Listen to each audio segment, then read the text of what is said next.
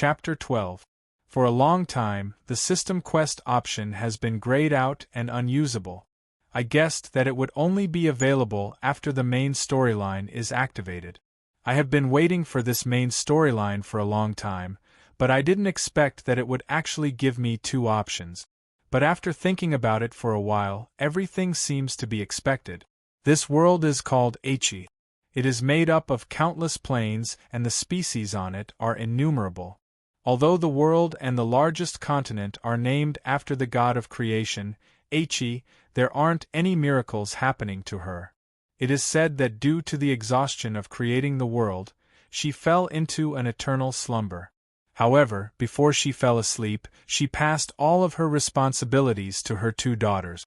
Goddess Astrea, the guardian goddess of order and day. She created the high elves, metal dragons, angels, titans and other gold races. Goddess Cynthia, the ruler goddess of chaos and night. She created the demons, color dragons, yellow race, blood race, elemental race and other sulfur races.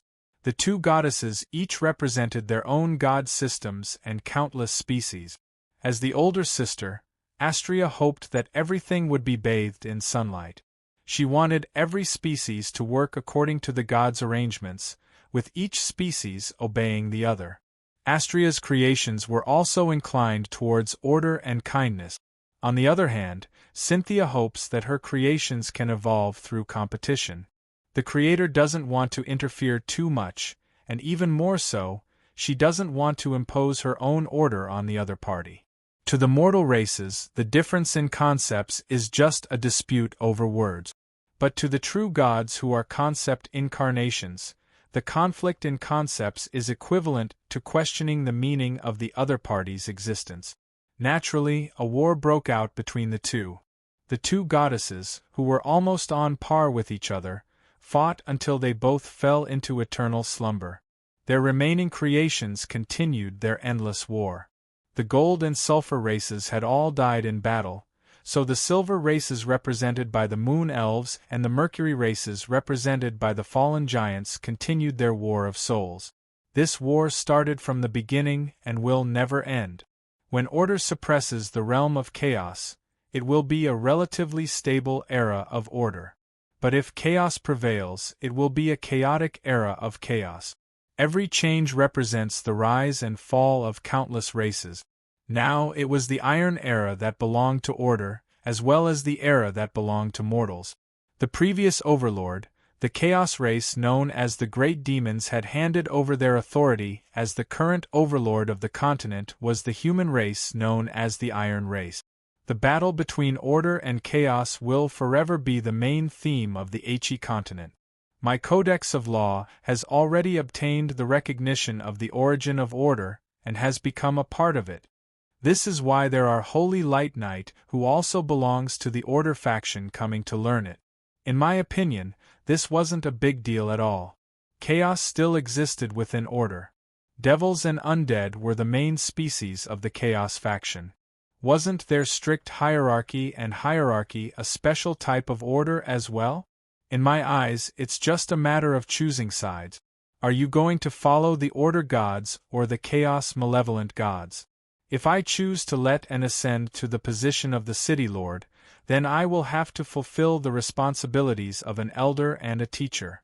I will also be able to obtain a physical body and a chance to start all over again. This choice is also biased towards the Order faction.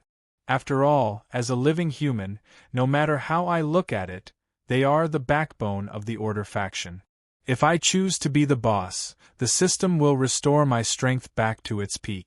However, no matter how I look at it, a semi-god Lich will still be the undead king, the overlord of the Chaos faction. This seemingly normal choice is actually the point that decides my fate. Io, what is there to hesitate about? Do you still have to walk down a path that you can't walk down? I choose. Epic Quest, Nirvana of the Phoenix.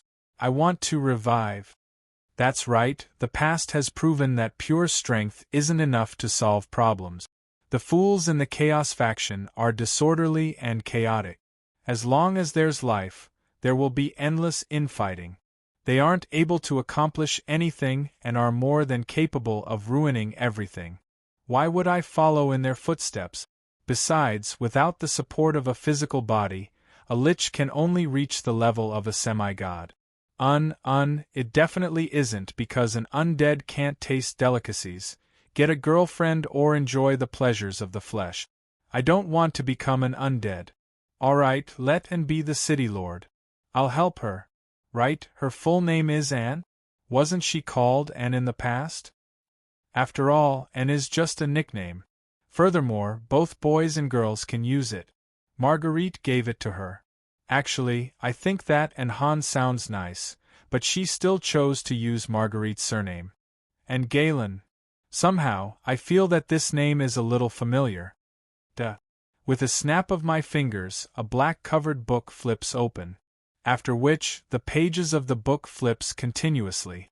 Very quickly, it stops on a colored page. It is a screenshot of a mature lady brimming with heroic spirit holding a sword and gazing into the distance. Her entire body is covered in fiery red and a phoenix pattern is embroidered on her fiery red battle robe. The fiery red god sword is covered in a blazing domain. It is obviously the blessing of the phoenix of the idiot in front of me. Donlon Phoenix and Galen, the highest commander of the Demon Alliance Army's Eastern Front, the hero who personally killed the Dark Warrior Emperor Roland Mist. Alright, do you and your disciple have a grudge against me? How much of a grudge is this? The disciple killed me in the future. After changing the future with great difficulty, the master killed me again. Must I be slashed by the god sword blessing of the phoenix again? Isn't it enough to kill me once? After changing my fate with great difficulty, you still want to kill me again? No wonder Anne is my nemesis. So the one fated to kill me is you, you brat. Don't even think about it. You bunch of bastards, scram. Incantation of law, banish. Unable to suppress the rage in his heart, he swings it down with great force. After the divine light of order, the confused demigod Adam was thrown out of the room. Pah! His buttocks lands heavily on the ground. Following which, a book ruthlessly smacks his face. The words on the book have already been translated. This isn't the first time he obtained a martial arts manual from Roland. Adam reads it out slowly. Sunflower Manual? What is this? To practice divine arts, one must castrate oneself? Go and practice it. I think it is very suitable for a ballless person like you. This isn't the first time this fellow angered me. He should be used to it after being thrown out. After rubbing his buttocks, he leave. After he left, I sank into confusion. What exactly was fate? What kind of fate did he arrange for me? Could it be that I was born to be a demon king or a demon king who seeks death? After nurturing Adam, a hero who killed me once, I still have to nurture a hero who once killed me? If I didn't come here, and probably wouldn't have met Adam and wouldn't have obtained the Phoenix's blessing and Adam's inheritance, was it because of me that they met? Could it be that I am fated to be attacked again? Or perhaps, I am fated to be attacked by the heroes of the East Phoenix's inheritance, no matter if it is Adam or Anne. It is a pity that my cause and effect skills are terrible. I didn't even learn prophecy magic. It would be weird if I could understand such a profound cause and effect philosophy. Forget it, I won't think about it anymore. Since I have already confirmed my goal, let's complete the mission first. If I can't figure it out, I won't think about it anymore. This is my greatest strength. The most important thing now is to complete the mission in front of me and revive. Thus, after thinking for a while, I pressed the bell on the table. Get the fourth head to see me. Originally, the reason why I established the court was to judge sinners and obtain those evil points. If I were to work hard for it, wouldn't I be neglecting the essentials? Thus, I established a system and organization that can operate on its own so that I don't have to spend too much effort on it. Sulphur Mountain City's legal system was personally created by me. I followed the principles of the modern legal system in my previous world and divided it into 4 relatively independent parts. First, there is the Supreme Court, which is also the jurisdiction of the legal system. I personally presided over this place and held the most important authority to make laws and make final judgments. It is also the head of the entire legal system. There are 4 organizations under the Supreme Court. They are the organs and bones of the entire legal system. The Hall of Law Enforcement is in charge of law enforcement and management. Yup, they are the professionals who play the role of the bad guy. They supervise the discipline, manage the hawkers on the streets, and the like. Hard work and dirty goods are all handled by them. As for the city management team, or town security for short, it is one of the departments under the Hall of Law Enforcement. Different from the town security who mainly dealt with the hawkers in my previous world, the Dark Elf Knight mainly dealt with criminals. The duties of the police is their main job. Their leader is the tall and sturdy masked man in front of me, Tauren Shueti Ada. Yes, it is that naked Tauren pervert Shueti name, Shueti Ada race. Tauren job, LV-60 warrior / LV-20 justice knight / LV-7 order guard, total level 87, overall evaluation, legendary tier 2nd advancement great warrior, honorary title. Steel guard luckily, perhaps in order to imitate the silver-masked Womians, in order to give up their personal identity and enforce the law impartially, my judges are all wearing masks. Otherwise, I really don't know how to deal with my subordinates, who are always at the top of the enforcers, but are always imprisoned for crimes that pollute society. Luckily, every time he enjoys his hobby, he would consciously hide his identity. Even when he was surrounded and beaten up by the town security for running naked, even when he was thrown into the black prison, he didn't use the power of law to reveal his identity as an enforcer. The second organization is the Hall of Law that doesn't usually appear. The Hall of Law. In name, it is a department that specializes in the study of laws and regulations. However, it is also the place where law incantator, justice knight and judges train and advance. There aren't many of them, but those who are able to successfully advance to a high-tier job, the weakest of them is at least a gold rank.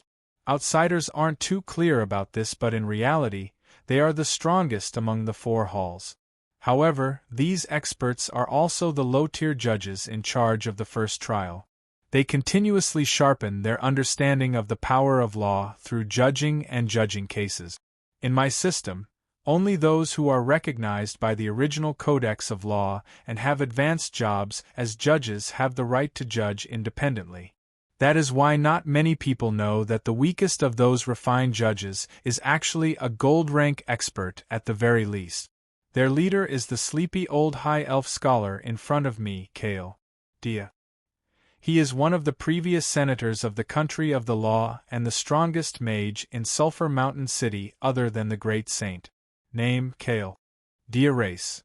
High elf job. LV-60 Mage / LV-30 Guardian of Knowledge / LV-10 Guardian of Codex / LV-5 Law Incantator, total level 115, overall evaluation, 3-tier Mage job, Human Saint the Hall of Law. The name sounds mighty and domineering. However, when the legislative and management responsibilities of the legal system are thrown to other departments, what he has to do most of the time is just to do some internal work and help the other departments. For example, when a new legislative conference is about to be held, he will gather the various departments to gather the legislative proposals and the like. As an internal department, the Hall of Law doesn't require much strength. What they need is nimble administrative skills and meticulous work ability. Thus, most of the members of the Hall are still rookies in their learning period and female law enforcers who don't want to be on the front lines. Their head, Lilith Milan. Yes, that crazy and wild Lily, a moving obscene object. I have rejoiced countless times that our law enforcers wear masks and give up their private identities.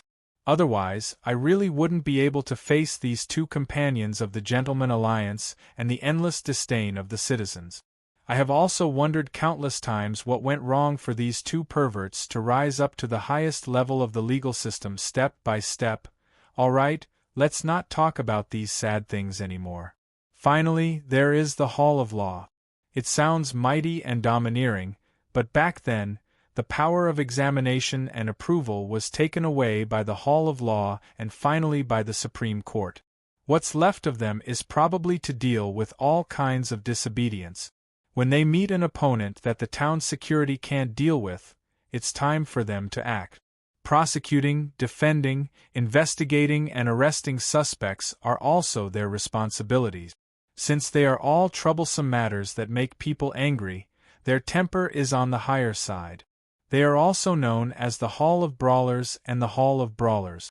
What is worth mentioning is that Sulphur Mountain City Prison is also under their jurisdiction. Before the town security was established, they were the only fighting force of the legal system on the surface. Of course, if you really want to look at the internal ranking of fighting strength, they are firmly second from the bottom, just a little stronger than the Hall of Law of the Internal Department. Their leader, Kevin, is basically a classic model holy knight. He has average strength, a calm and steady personality, an average-looking face, and his specialty is that he is ordinary. His strengths are also ordinary, and his weaknesses are also ordinary. However, he is a rare normal person among the higher-ups of the legal system. I don't know why, but speaking of this, sorrow rises from my heart. Why can't my legal system have more normal people with common sense? Why are there so many perverts? Is it because I am also a pervert? Cough cough, back to the main topic. These 4 halls and 1 court form the cornerstone of the entire Sulphur Mountain City's legal system, as well as the cornerstone of the peace and stability of the entire Sulphur Mountain City. When they are operating smoothly, all I have to do is hold court every day and earn some points. At this moment, since I have already decided to help and stabilize her position as the city lord, then the 4 halls and 1 court under me have to move. Today, the reason why I am looking for you is to make arrangements for my funeral. Chapter 13. Today, at 8:61, the 97th Sulphur Mountain City Judiciary Minister Conference was held punctually in the Supreme Court. The conference was presided over by the President of the Supreme Court, Womians. The conference discussed the major problems of the current judicial system, and the important matters discussed in the conference are as follows. At the meeting, it was decided that all members of the Judicial Department must study City Lord Adams' document regarding the 4 founding cities of Sulphur Mountain City, earnestly carry out their duties as a judicial department, abide by the law, and carry out their work according to the law. At the end of the meeting, the old pace-setter and role model of the judicial system, our most respected judge, Lord Womians, made an important speech. He requested for all members of the party and government to earnestly comprehend the spirit of their superiors and unite around the second-generation Central Committee of Sulphur Mountain City with Annie laid as the core. Not to waver, to stick to 1 core and 2 fulcrums. All right, I can't make it up anymore. Other than the last sentence about making Anne the boss, everything else is a lie. Don't say that I am a dictator. I am here to seek everyone's opinion. Let me tell you a big news, don't tell anyone else yet. In the future, Anne, that precious illegitimate daughter of Marguerite and Adam, will be the future boss of Sulphur Mountain City. It is best if no one has any objections, but if there are? Of course I will humbly accept your opinion. Just accept it. After slandering those 2 fools, I thought that they would be shocked after this heavy bomb fell on them. But at this moment, the 4 heavenly kings were strangely silent. They looked at each other for a long time. Finally, everyone looked at Cain, who had always been honest, and he braced himself and stood up. Lord, did you just find out? This matter has been known by the entire city since half a month ago. We thought that you were informing us to prepare to seize power. What? Thus, I was speechless. Then, after a long time, I finally understood what was going on. Originally, Marguerite had already guessed that I wouldn't take over the authority, so she discussed with Adam about the successor and decided on Anne. They wanted to do a quick handover, and complete the transfer of power before anyone could react. But that big mouth Adam leaked it in public. Then, this explosive news naturally spread to the entire city. Who is Anne? If the city lord intends to step down, wouldn't Grant, the president of the city council, Womians, and Marguerite from the executive yuan be more powerful candidates? What are they thinking? Would the other guardians leave as well? Then, who will protect Sulphur Mountain City? For ordinary citizens, they were never worried about who would come to power. They were only worried about whether the price of vegetables would rise tomorrow and whether the housing prices in the city center would fall. Well, what they really cared about was never the change of political parties or the rise of important figures. Instead, it was whether their lives would change because of this, and whether tomorrow would still be filled with hope. The head of the three heads, Adam, is planning to step down from his position as the protector of Sulphur Mountain City. Yet, the one taking over is a lass whom he has never heard of before. Then, will she be able to control the situation? Would the other underground city lords take this opportunity to interfere? Would the other big shots in the city listen to her? This might seem unrelated to their daily lives, but if the entire city were to be shaken or even incite a war because of this, then, the daily life that was almost luxurious compared to other cities would probably come to an end. These few days, the citizens who are sensitive to politics felt an indescribable pressure on their head. That pressure of an impending storm made it hard for them to breathe. That idiot! I clenched my teeth. If I heard this news yesterday, and saw how busy Marguerite and Adam were, I might have celebrated a little. But now that I have accepted the mission, that idiot's actions became a burden to me. Assessing the situation, I guessed that the outside world is in a mess. No matter where it is, there is no lack of ambitious people and thugs. In the past, it was the three heads who could control the situation. Now that Adam intends to hand over the baton, then, there would definitely be many who want to take this opportunity to stand up. I lay on the chair, countless bad ideas swirling in the back of my head. My fingers habitually tapped on the table. There should be someone who has jumped out. Who is opposing and who is in favor? The Hall of Law is also the intelligence department of the judicial system. When I asked about it, Lilith stood up without hesitation. Most of the leaders of the official organizations have expressed their opinions. At least on the surface, they are in favor of and becoming the city lord. But there are two authoritative figures who have yet to speak. Everyone is guessing if they have any thoughts. Who? The head of the city council, Grant, him? What a fool. When one's ambition surpasses one's own capabilities, one will be seeking their own destruction sooner or later. However, the city council is, at least in name, a representative organization of the public. If he were to insist on opposing Anne, it would be troublesome. As for why I said in name, there are some allusions to it. After the establishment of Sulphur Mountain City, in order to mediate the conflicts between the various races, Marguerite imitated the kingdom of the elves on the surface and established a city council, allowing the representatives of the various races to discuss among themselves. In the beginning, they did achieve some result, but in the end, they were unable to do anything about it. In the beginning, only the leaders and elders of the various races had the right to enter the city council. They had high prestige in their own race, and when they became the representatives of their own race, they would naturally hope to obtain more benefits for their own race. But the total cake was limited. When a few of the stronger races formed an alliance, the living space and resources of the smaller races would naturally be taken over. Slowly, as small circles and teams were established, the interests of the various parties intertwined, and the city council gained more and more authority to speak. When the proposal to establish Human Special District and Dwarf Special District was proposed, looking at these arrogant, important figures getting worked up for their own interests, the powers behind them could no longer be ignored. The wise, great saint finally experienced the feeling of shooting himself in the foot. Thus, she sought help from the devil. It was me. Thus, referring to the experience of my 2 lives, I gave her the answer known as the Devil's Letter. At that time, there were demonstrations on the streets every day. All kinds of groups organized speeches and riots, as though the rights of the people were above everything else and the will of the people couldn't be disobeyed. Tomorrow, they would be able to defeat the evil dictator and let the city council take over. But in reality, it had already turned into a kind of violence where the majority oppressed the minority. Looking at this situation, I knew that if I were to forcefully ban the city council, it might lead to a riot.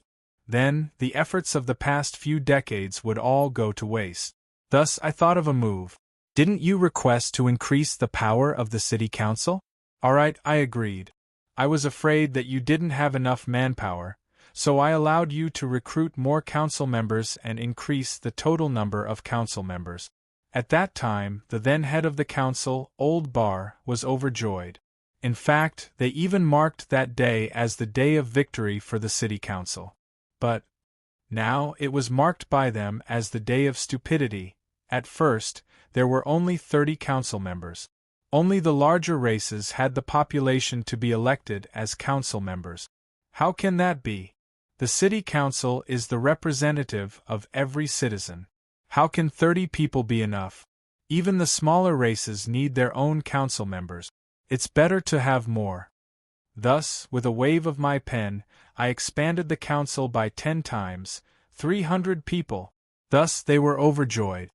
After all, in their hearts, the more council members there were, the louder their voices among the citizens would be. But then, I met with some trouble. In an instant, the number of council members increased by 10 times. Then, where would the remaining council members come from? Thus, in an instant, kobold merchants, the second son-in-law of the elder of the grey dwarf race, the second uncle of the goblin race leader, all of them wanted to become a council member to show off their might. First batch.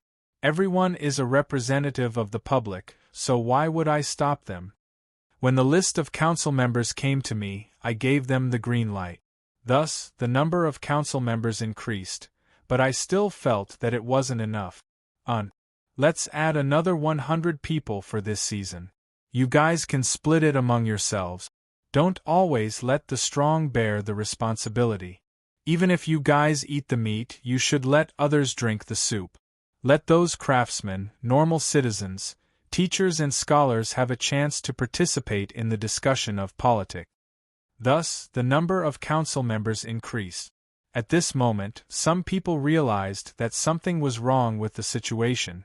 But at this moment, everyone went into a frenzy over the new quota.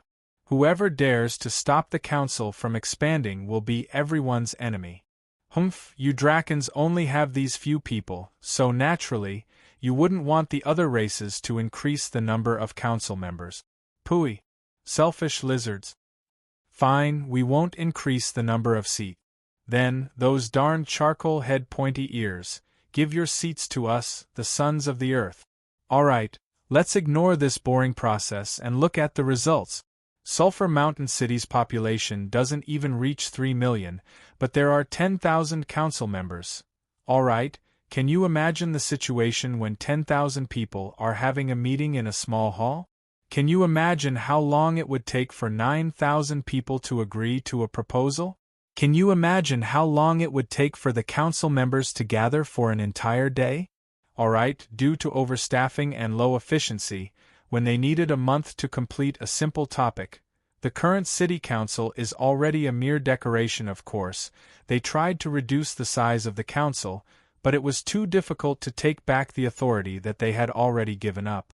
Everyone is a representative of the public, so who can you send out?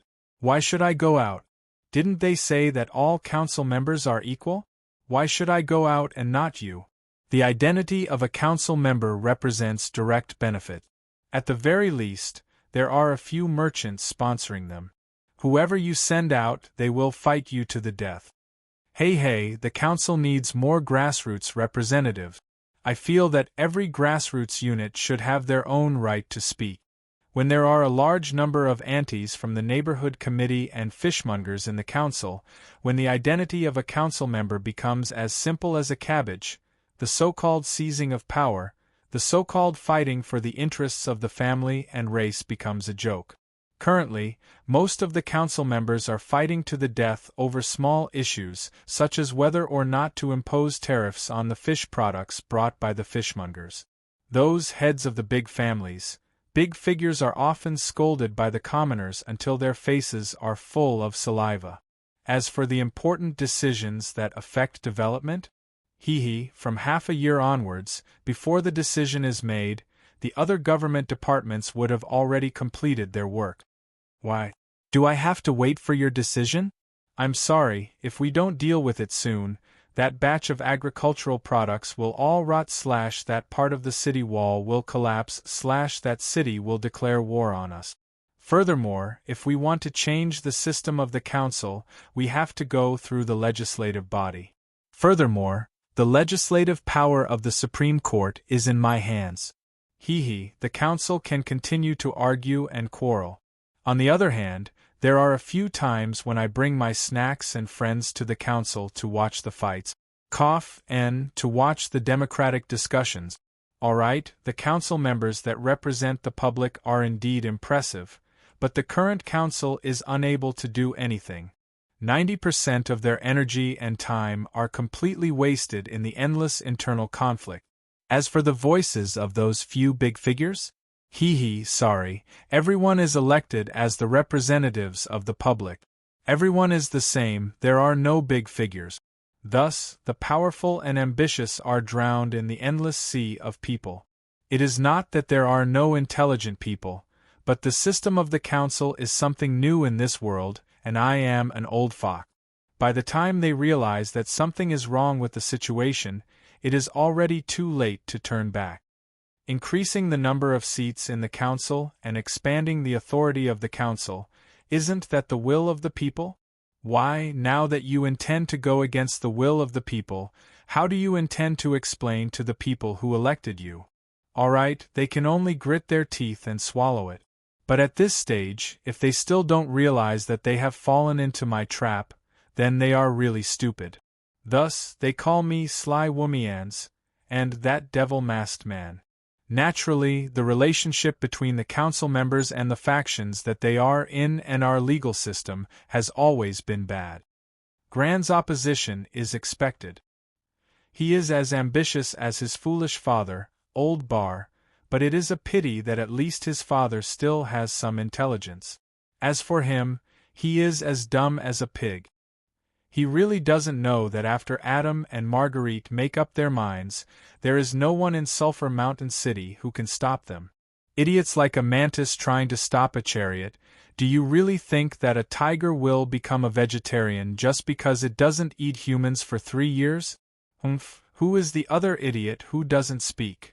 Suddenly, Lilith, who was still talking big just a moment ago, goes silent again. Everyone's gaze turns to Cain. This time, the well-behaved Justice Knight looks up at the sky and pretends that he doesn't exist. After a long while, when I already guessed that she had said something stupid, Lilith has a look of desperation on her face as she braces herself and says it out. It's you, that's why we thought that you wanted us to prepare to seize power. Thus, I am speechless. Eliza, why didn't you tell me? Maybe I should reduce the budget of the intelligence organization. Based on the principle that there must be a fifth heavenly king, my fifth heavenly king is Eliza, who is subjective in the intelligence department's listener. My head maid's reply came through the mental link. I'm sorry, on the day the news came, you happened to be spending the night in the town security's detention center. It wasn't convenient for me to sneak in to deliver the intelligence to you. After that, the intelligence should have been placed on your office desk, didn't you see it? Recalling that I haven't been working for a long time, looking at the thick willow office desk, which is on the verge of collapsing under the pressure of the mountain of documents, I silently cut off the link with the venomous tongue maid. Even though I am far away, even though my words are filled with surprise and respect, I can imagine the smug expression on the other party's face. Closing my eyes, I lie on the chair and fall into deep thought. There is no need to think too much about the past. What is important is the future. Although the Parliament itself isn't of much use, if those big families with complicated roots were to oppose me together, it would indeed be a huge problem. Fighting against those old fellows, just relying on force isn't enough. That is why Adam came to ask me for help. Ingenious ideas flashes through my mind. Of course, calling it a conspiracy isn't too far off. Slowly, a perfect plan starts to form. All right, listen to my plan. After I delightedly state my plan, they are stunned. This, Lord, isn't this a little too much? Lord Womians, although it isn't illegal, it is really going against common sense? Going against morals? I object, this idea is too crazy. If the outside world were to know about it, the reputation of our 4 halls and 1 courtyard will fall to the ground. I think it is very interesting. Boss, go ahead, I will do whatever you want me to do.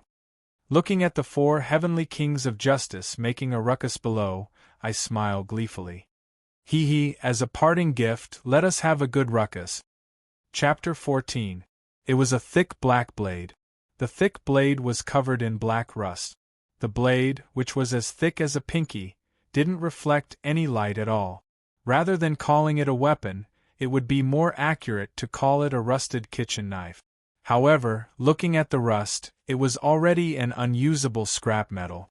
But I knew that this was just a misconception given by the godly weapon itself.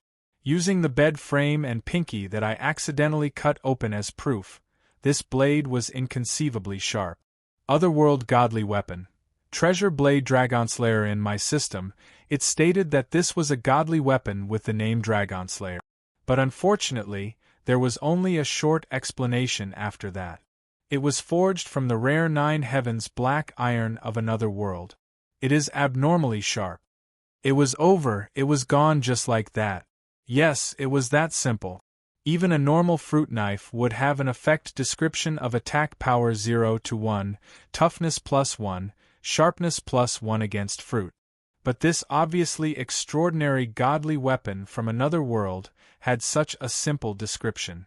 But in reality, most of the godly weapons from another world that I got through the lottery system had this problem. They didn't belong to this world, so the rules of this world were unable to analyze them. Naturally, my system couldn't do anything about them either. Being unable to analyze them meant that they couldn't be used. In that case, no matter how glorious their history was, if I couldn't summon their true name, they would probably just be a slightly larger fruit knife. Then, how would they be any different from trash? Originally, these godly weapons from another world were just large toys that wasted my storage space.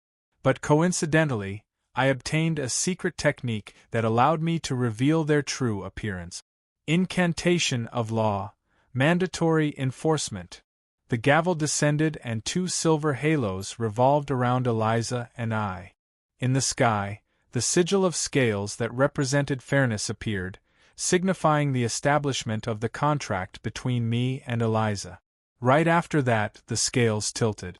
That was the result of me owing Eliza quite a bit of wages. Incantation of law. Mandatory enforcement effect. According to the contract agreed upon by both parties, the one who breaks the contract will be forced to carry out the contract. Charlotte, praise the great contract of freedom. Foolish Antonio, now that you have broken the contract, according to our contract, I shall slice off an entire pound of flesh from any part of your body as punishment. This incantation was used to enforce contract. When one party owed the other and did not return the debt, it would forcefully enforce the contract and take away the other party's property to repay the debt. I owed Eliza a lot, so all the things I had on me flew over and became her property. Of course, that included this unknown treasured blade. But now there was a problem. My incantation of law is the power closest to the origin of order. This incantation of law may seem simple, but in reality, it is close to the laws of the world. It is a legendary tier incantation of law. The value of the bones in my body can be determined by both of us, and the source of order will also make an evaluation. However, the value of this blade is still unknown. Mages also had identification spells, but they were only able to identify what was known in this world based on the records of the source of order. Otherworldly items were completely unknown. Thus, the spell was stuck. The silver power of order surrounded the treasured sword, trying to analyze its value. However, the treasured sword from another world was like a stubborn stone, unable to reveal its true form. History cannot be deciphered, materials cannot be deciphered. I can even hear the groans of the source of order. As expected, no matter how high the level of origin of all things, nemesis of chaos, incarnation of the goddess of order, power is power. It can be fooled and used. The source of order is the source of power recognized by all order factions. It is also the superior concept of the power of holy light, and even more so, the superior concept of my power of law. The world uses countless songs to praise it, as though it is incomparably divine. However, I, the founder of the power of law, Womians, despite using the power of order, treat it as a brainless energy bank. As long as it is in accordance with the laws of order, anyone can use it. So shameless, and you say that it isn't brainless? Rather than saying it is noble, it is more like foolish. Then, if I were to transfer a demon that worships chaos to the body of a human, wouldn't that demon be able to wield holy light? Giving power to one's nemesis, and you still say that it isn't brainless? This was a debate between me and the Archbishop of Holy Light. When the other party mentioned that as long as one worships holy light, anyone can wield the power of holy light, this is what I said. Well, the outcome is no different from a devout believer talking about Marx's materialism. The old man couldn't hold his breath, and almost went straight to heaven to continue believing in his holy light. However, even though the power of order is brainless, as the source of power that constructs the world, it is indeed extremely powerful. Very quickly, that thick blade starts to sharpen, reflect light, and change shape. The power of order rejects all chaos, and the unknown is chaos. Then, since it is impossible to discern its essence, then I shall bestow it with a new essence.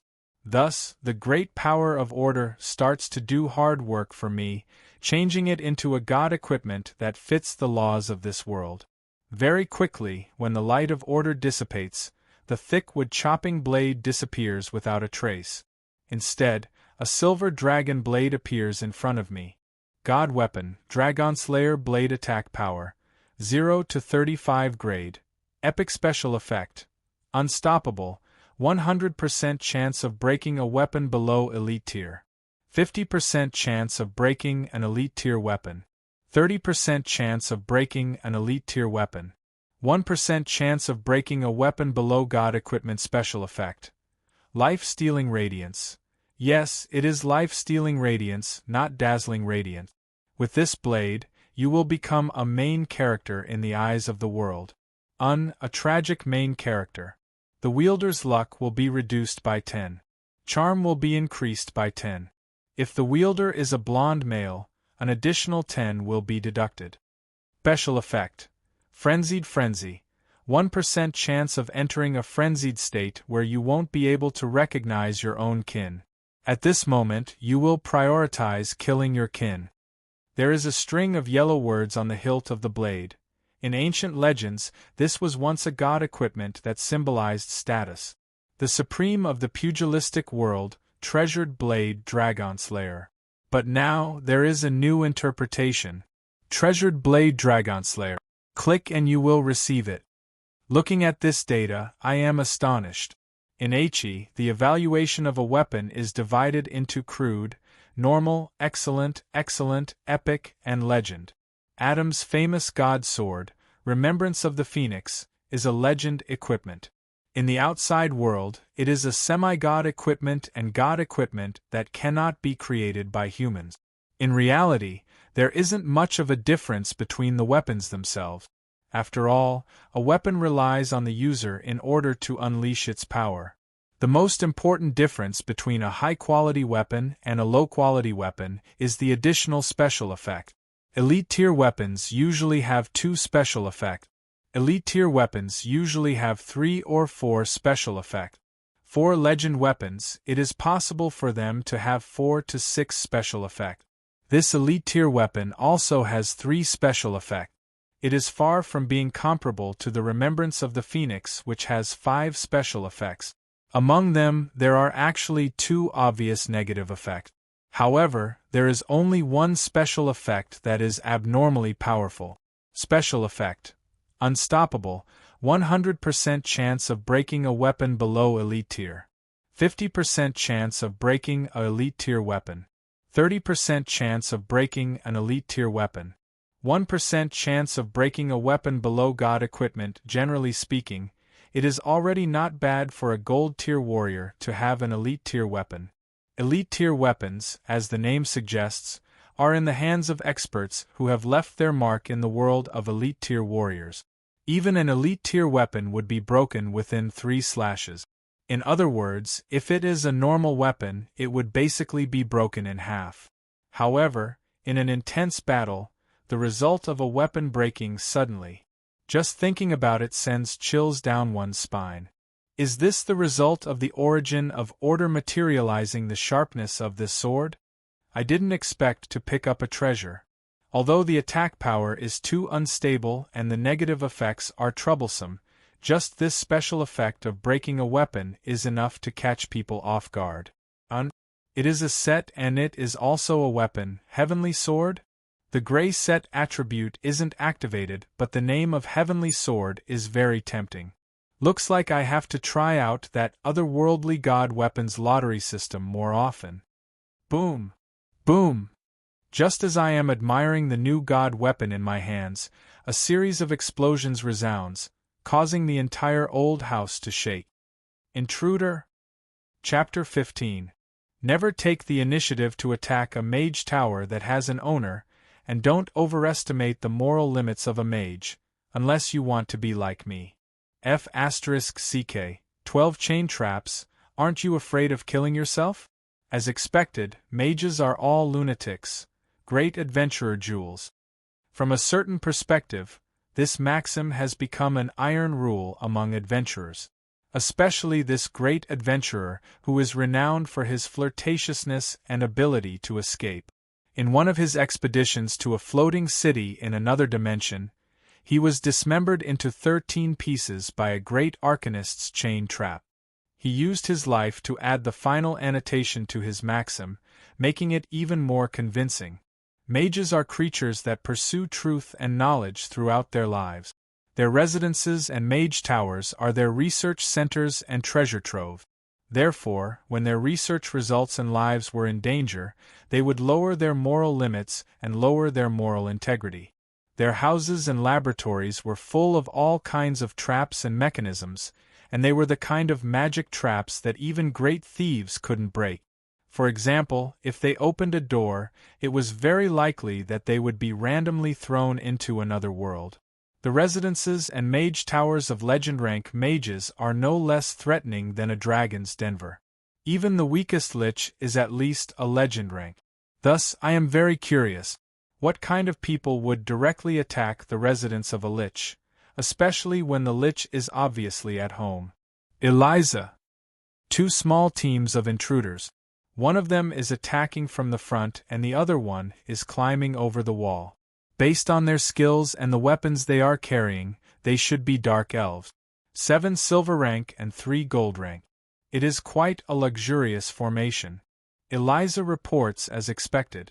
However, what I want to ask isn't this. Why did it explode? Didn't I say that it would be enough to set up some safe and quiet alarm system on the outer perimeter? With such a loud explosion at night, the town security will be here soon. Based on the requirements of the Town Security Action Guide, Womian's revised 6th edition, upon hearing a loud explosion, they are to form a small team to investigate the scene within 5 minutes. Coincidentally, I am in the central district of Sulphur Mountain City, and it isn't too far from the Supreme Court. They should be here within 10 minutes at the very least. They will definitely use this opportunity to conduct a large search on us. Wouldn't those contraband items in our basement suffer? The town security only had the power to enforce the law on the spot. If they wanted to search someone's house, they had to wait for a search warrant from their superior. The superior unit of the town security was the Law Enforcement Hall, and the superior unit of the Law Enforcement Hall was the Supreme Court. But why would I sign a search warrant and let the town security search my house? Yes, from the start, I wasn't worried about those intruders. Instead, I was worried about those corrupt officials and unscrupulous merchants who didn't dare to report to the police when their illegal gains were stolen. If the town security were to make use of this opportunity to enter my old residence to investigate my background, I'm afraid that I would be thrown into Sulphur Mountain City's jail. Elisa's poker face remained the same even after hearing my complaint. Yeah, didn't you want a safe anti-theft system? According to your request, the periphery is only equipped with some engineering warning robot. Then why did it explode? Then, hearing the word safe, I suddenly understood. Safe? Don't tell me you're talking about safe goblin equipment on Gold Coin Street? Isn't that owned by the BR brothers? Of course I know that shop. That Safe Goblin Equipment shop had its business license revoked several times due to selling fake goods and explosive. Even now, it should still be operating without a license. Of course, the reason why they named the shop was to scam people. There were indeed people who bought the wrong Safe Goblin equipment, but after a few accidents, where else would they buy it from? This brand became a negative example. Of course, I thought that it was because you wanted to take care of those brothers of yours, so you specially requested me to purchase it from there. They aren't my brothers. Other than exploding, what else can their things do? I would be crazy to ask you to purchase it from there. I'm sorry, I misunderstood your meaning. The maid apologized sincerely, but from the slight curve at the corner of her lips, I could tell that this half-demon on the outside was secretly gleeful. She definitely did it on purpose. Fine, I give up. You have really put in a lot of effort to torment me. As long as you pay up, I can guarantee that your life will be smooth sailing from now on. Don't even think about it. Do you think that I don't know how you demons do things? Paying up means that the contract is over. You want to regain your freedom? Don't even think about it. While we were chatting idly, the two teams got closer and closer. However, I didn't put it to heart. Have you found out the identity of the intruders? If you still haven't, I will cut off your funds. Don't think that I don't know that you embezzled the funds to buy your own things. You are already so old, yet you still like those light clothes. A steel virgin in a lace skirt? You need my pocket money to buy a doll. Halfway through my sarcasm, I couldn't continue. The black mist of resentment that seemed to materialize kept reminding me that I would be in big trouble in the next few days. For example, the experiment log that I was writing halfway was suddenly blown away by a strong gale, the energy pool supplies mysteriously turned into dog food, the grease used to clean and care bones suddenly turned into natural asphalt, the town security that I was doing my daily routine suddenly fell from the sky, the judge robe that I wore to work suddenly had some lace and cartoon patterns on it. Thinking about this, a sense of sorrow descended from the heavens. Just who is the master and who is the servant? Should I really consider paying her off and kicking her out? Boom! Yet another loud explosion interrupted my thoughts. What is this? Landmines? You actually bought this thing and placed it in the garden. I took the opportunity to make things difficult for her. Disobeying orders and violating our contract, I took this opportunity to deduct another 10 years of her salary. That position, it should be the gnome's automatic sprinkler T-130. Boom! Over here? Lawnmower? No, it should be the entrance. The doorbell is loud, Lord. Tilting her head, the girl pretended to be natural. It is indeed loud enough. Fortunately, I never pressed the doorbell. No, to think that you would even buy a safe brand doorbell. Are you planning to murder me for my money? Boom! Boom! This time, it was a series of explosions. I knew that the floor of the entrance would have to be completely changed. No, judging from the intensity of the explosions, it might be time for the entrance of my old house to be changed. This is? Shoe cabinet? Elisa nodded her head as if she was in pain. Safe brand shoe cabinet XT137. It is said that it can automatically help the owner choose, brush, and polish their shoes. I couldn't help but rejoice that I am a lich, floating when I walk and never wearing shoes. But then, I felt that something was amiss. That's not right, I didn't even buy any shoes. Why did you buy a shoe cabinet? Ah, Lord, it is my negligence. Negligence in the murder plot? Your word games are getting better and better. That is because you have taught me well. Sigh, my evil points have increased again. Looks like another one died. Let's hope that there are still those invaders alive. At the very least, I hope that they can enter the next experimental area and help me test the magic traps I set. Arunide is the second daughter of the third noble family of Morspite City. Furthermore, she became a gold-rank high priestess Ross before 200 years old, which means that she is deeply favored by the Spider Mother. As the rising star of Morspite City, she is used to looking down on others. This time, she was instructed by her family to lead a team to Sulphur Mountain City to carry out a diplomatic mission. After careful consideration and investigation, she confirmed that it wasn't a scheme set up by one of the priestesses in her family to get a higher position. Thus, she gladly accepted this mission. Foolish, filthy two-legged bedbugs, despicable males, to dare to reject the goodwill of the Spider Queen. All right, do you not even have the right to become her slaves? Regret your decision in the flames of the abyss. Even as a diplomatic envoy, she is still like most of her kin, looking down on creatures other than female dark elves. Thus, the diplomatic trade negotiation had no chance of success from the start. But as dark elves, the spy mission that comes with it is just the beginning. All of you go and carry out the mission that the Spider Queen has given me. Assassinate all of the people on this list if you can. As for those that you can't, gather intelligence. Thus, these few days, the town security has been receiving complaints about fellow dark elves appearing in the city, putting them in a passive position. That bunch of bitches who wear ridiculous uniforms and believe in the holy light. Just looking at those fools who betrayed the Spider Queen makes me feel nauseous. As long as we use this opportunity to get rid of them, the Spider Mother will definitely bestow more rewards to us. But to Arunide, carrying out the family's spy mission is just a side mission. Her true goal is to make the subordinates sent by the family fight for her and fight for more benefits for her. But before she could find trouble with those weirdos who believe in the holy light, a partner from Chrome City was unexpectedly caught. Foolish male, he died because he was too stupid and weak.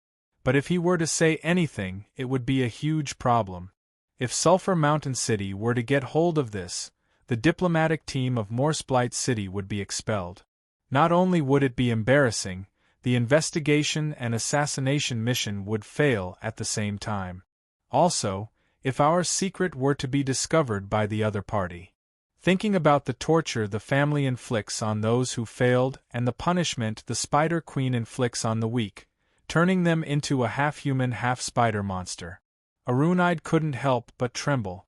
But luckily, the wise Spider Mother is still watching over her. The mark she left on the mail shows that he was brought out of the unconquerable volcano prison and brought to this strange old house. Even after hearing that this is the house of a lich, she didn't back down. It is just another foolish male. Are you all virgins who have never enjoyed the service of the beautiful male mages in the family? To actually fear a mage? So what if he is a legend-rank mage? We are dark elves, natural-born killers of magic. 2 of us are gold-rank shadow dancers and a Spider Queen priestess. We can kill him in an instant. But at this moment, she doesn't have the calmness and confidence she had when she set off. Explosions, explosions, explosions, doorbells explode, shoe pads explode, even pebbles by the roadside explode. What kind of place are we in? A gold-rank shadow dancer who is as strong as her is lying on the cold floor. Her head has a hole in it and her skull has been blown away. Blood and brain matter are flowing out continuously. Cause of death: the powerful blood flower Ashidi actually died to an exploding clothes rack. Will anyone believe this? How am I going to explain to the family that we lost our strongest assassin just like that? In less than 3 minutes, only 3 out of the 2 teams of elites survived, and we didn't even see our opponent. The survivors don't dare to advance anymore. When Ashidi was killed by the clothes rack, they don't even dare to retreat. They can only form a circle to guard against the explosion. But very soon she doesn't have to worry anymore, because in front of her, a floating figure appears from the darkness. Silver frost magic and black death magic are lingering around his skeleton. A purple soulfire is burning fiercely in his eye sockets. The voice formed by the vibrations of magic is cold and despairing. Greetings, Test Subject 17893, Test Subject 17894, Test Subject 17895. Welcome to my laboratory. Please remember your serial numbers. From today onwards, this will be your new name. This will also be your home for the rest of your lives. I hope that I can let you experience the warmth of a home. The Lich's voice is synthesized using magic. It is impossible to distinguish whether it's a man or a woman. There are no fluctuations of emotions, as though he is announcing a fact that everyone knows. The way he looks at her doesn't have the desire of a man or the jealousy of a woman. If there is anything, it is just an interest in her biological structure. Inexplicably, looking at the pair of cold eyes that are burning like will-o'-wisps, Arunaide remembers the advice of her grandmother who hurt her the most. In the eyes of the world, we dark elves are evil, dangerous and crazy. But in the face of true evil, we are just pitiful lambs waiting to be slaughtered. Grandmother, I finally understand your lamentation. But it is a pity that it is too late. There is no good or evil, no joy or hate. Just the gaze of an experimental animal. Is this true evil? Before losing consciousness, this is the final sigh of the rising star of Morseblight City, the second daughter of the third noble family, Arunaide. Chapter 16. It was easy for those brainless invaders to die. By the time they reached the entrance, only 3 of them were left. However, dealing with the aftermath became a problem for me. Thanks to Eliza, the explosion of those safe goblin machines resounded through the sky. In the quiet night, it could even be heard from 3 streets away. This was originally a legendary haunted house. Now, its infamy would probably spread far and wide. As I expected, after discovering that the location of the alarm was the residence of the legendary, malignant Lich, the town security unhesitatingly woke up their sleeping sisters and sent out a luxurious formation of 30 elite knights. A legend rank Holy Knight leading a group of 30 silver rank and above Holy Knight. It was more than enough to challenge an adult dragon. It was obvious whether they were here to save someone or to take the opportunity to get rid of the malignant tumor that was affecting society. That bastard Lich, I can't find any evidence against him. This time, Yon will lead Team A to rescue him while I will lead Team B in a surprise attack. Although I don't know why the Hall of Law Enforcement is always protecting him, I don't believe that this Lich doesn't have any contraband. If we succeed in taking him down this time, I will treat you to a drink as team leader. Oh, get rid of him! For the classic magazines in my storage room, they were all blown up. First we were hung by a rope in the sky, then we were spun until we vomited, and then we were knocked into a wall by the ghost horse. Sisters, it's time for revenge. For Momo's little bear. For my dowry. Night Squad charge. Attack! From these fierce slogans, it could be seen that a certain someone had done a lot of good deeds. His grudge was unusually deep. That brainless Lich didn't commit any major crimes, but in terms of the mental torture that his pranks caused to the town's security, all the criminals added together probably didn't even make up half of it. If they were to take down the Lich this time, not only would they receive the team leader's reward, they would also be able to take revenge for the destruction of their campsite and past grudges. From the moment they set off, the night squad exploded with astonishing vigor and morale, advancing at a speed faster than the cavalry. When the town security arrived, they were surprised to find that their superior, the Iron Mask Steel Guard, Shueti, had already arrived. Furthermore, upon seeing the corpses on the ground, his face paled, and he immediately threw the idea of finding trouble with the Lich to the back of his mind. Dark elf? Why, the dead were all his own kind. Looking at the spider silk shadow hood that increased the movement of shadows, the thick leather cat boots that lowered the sound of footsteps, and the daggers and knives that glowed with a green light, even without considering their terrible reputation, it was obvious what they were here for. This is the standard equipment for assassination missions of the venomous spider fangs. This kind of assassin who has advanced twice requires the blessing of the Spider Queen. Only the big families of the Dark Elves can afford it. On the surface, just the Dark Elves would be considered a crime. Even in the underground world, many places would capture Dark Elves first and then interrogate them, and they would basically not capture the wrong person. Of course, if it were demons and devils, it would not be wrong to burn them first and then interrogate them. In this world, there are times when a race itself represents good and evil as well as the faction one is in.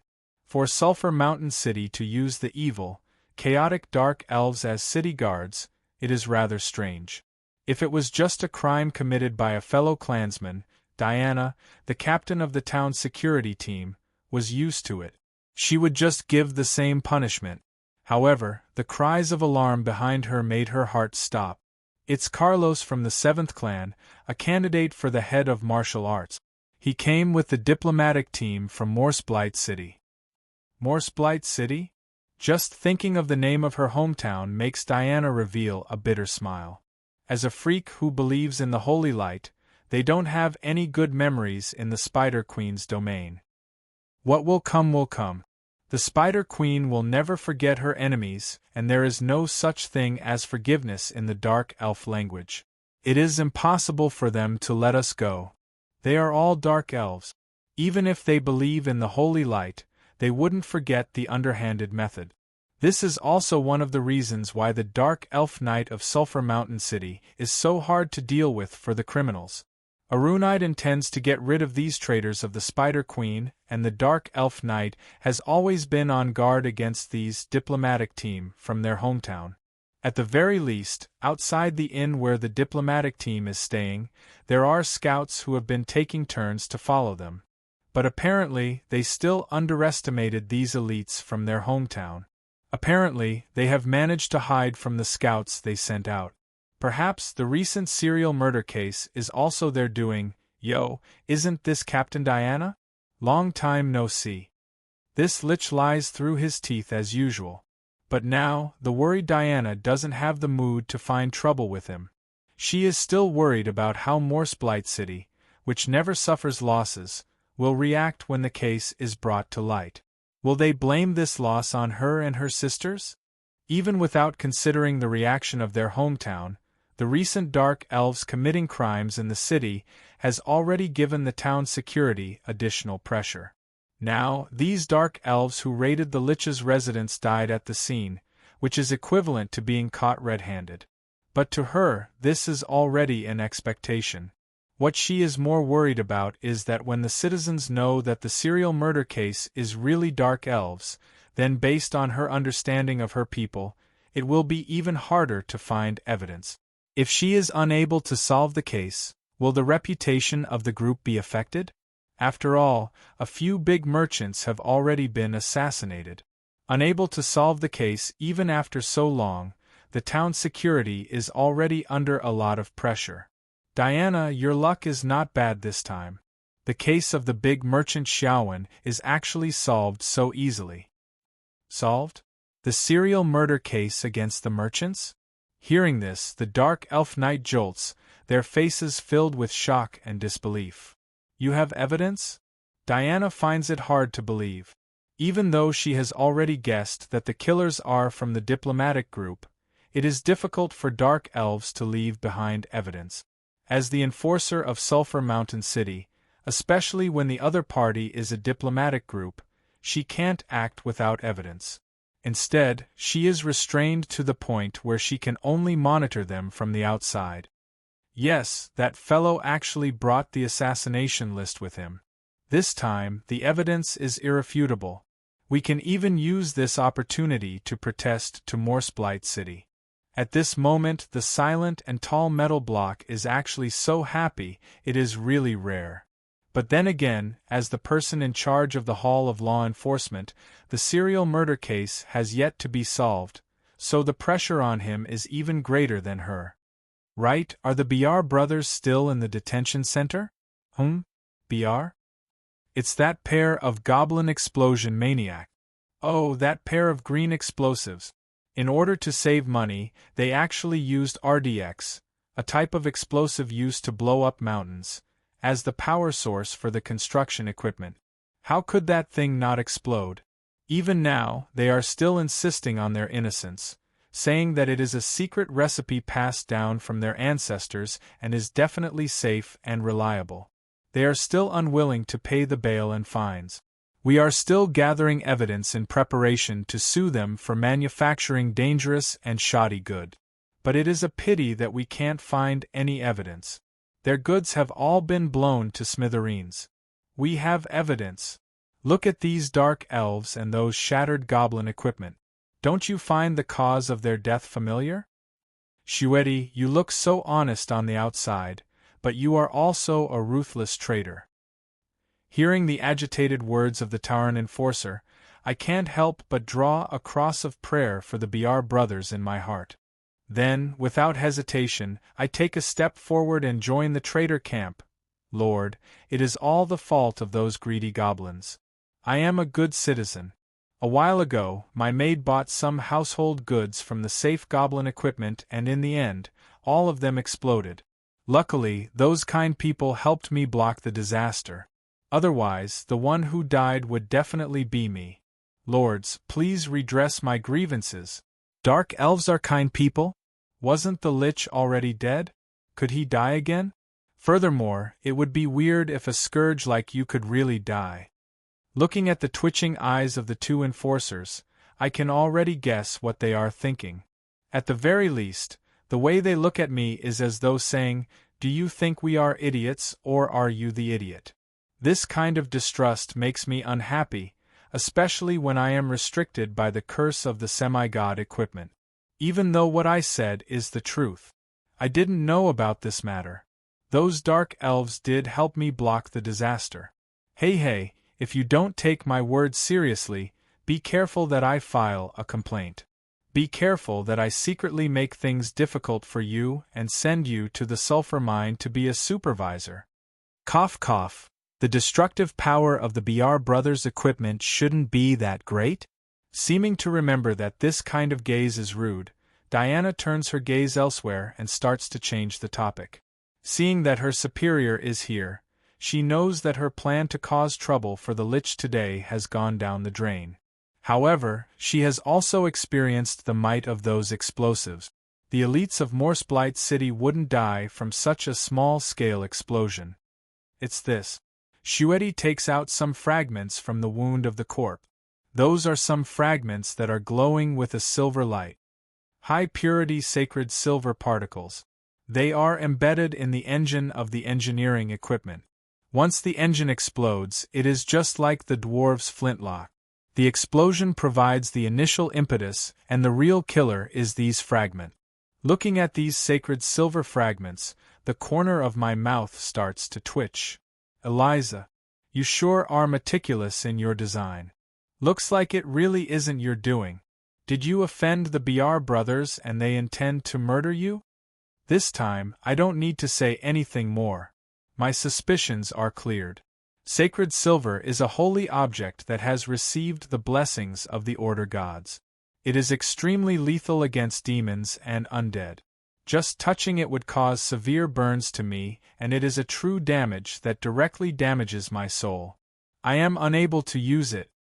Is there a need to go so far? To this extent. I recall a period of time when Eliza's fingers were wrapped in bandages and she couldn't even move nimbly. It must be because she was loading these sacred silver fragments. Even if she is a half-demon, touching these things wouldn't feel good. In order to prevent her from randomly reviving, I should give her 2 years of salary first. Boom! Suddenly, after a series of explosions, a gigantic figure rushes out. Block him! Who is that? Ayo. How can they let a suspicious person escape at this moment? The town security surrounding him, only to hear the arrogant beastman roar. But with a flash of silver light, the gigantic blade rushes out like a dragon. Under the incredulous gazes of the crowd, their superior weapons are broken. How is this possible? Be careful, his weapon isn't right. Don't fight him head-on. Clang clang clang. After a series of crisp sounds, under the gigantic blade, the thick armor of the town security is as fragile as paper. Wherever the blade goes, cries of agony and blood splatters. Following the momentum, the berserk half-beast actually rushes out of the encirclement. Aoku, how can this be? Of course, Diana recognizes the scarlet-eyed half-beast in front of her. This criminal is cunning and savage. Back then, the town security had to put in a lot of effort to capture him. No, how can he be so strong? Half-elf half-beast, a bronze-ranked assassin. Even though his eyes are scarlet red and his muscles are bulging, as if he has entered the special berserker state of the orcs and barbarians, a bronze-ranked warrior is actually able to run amok in front of a group of silver-ranked great knight and above. It's that blade. That blade is strange, don't let it touch you. Soon, everyone realized that something is wrong. Even though everyone's weapons are already very good, in front of that dragon-pattern blade, they often end up being split into 2 after 2 collisions. Get out of the way. With a good weapon, one can indeed challenge someone of a higher rank. However, Diana is a legendary. The difference between the two is too big. The Silver Avenger, which is also an epic holy sword, is not inferior to the Dragon Slayer blade. Clang. The blade and the sword cross. Unfortunately, the Silver Avenger is directly split into 2. However, the webbing between Aoku's thumb and index finger, which is holding the blade, is split open. Then, he loses his defensive stance and is sent flying by a vicious kick from Diana. Diana used a lot of strength, obviously intending to keep him alive to interrogate him. However, Aoku was first tortured, then exhausted by berserk, then controlled by the blade. Finally, he was kicked in the chest by a legendary knight. Finally, he spits out 2 mouthfuls of blood on the ground and died just like that.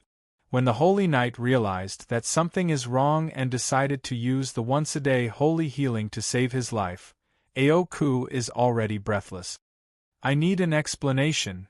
Why is Aoku, who should be in Sulphur Mountain City Prison, here? Why would the Dark Elf assassins attack here? The remaining half of the silver dagger was already pointed at me. It seemed that she wouldn't give up until she got an answer. But I smiled. Everything is as I expected, the fish still took the bait.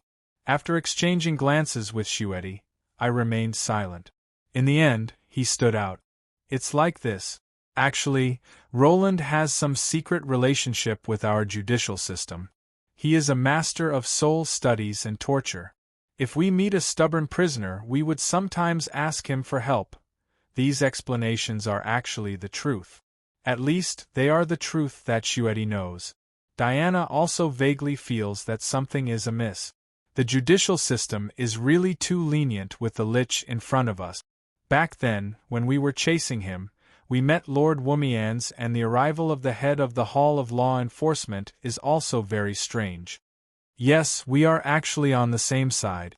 I can't lie, What I said is definitely the truth. In reality, what I am saying is that I am Womians himself. Yet, in front of the Holy Knight, they thought that I am saying that I have dealings with the judicial system. At this moment, just as I expected, Diana shows a look of realization.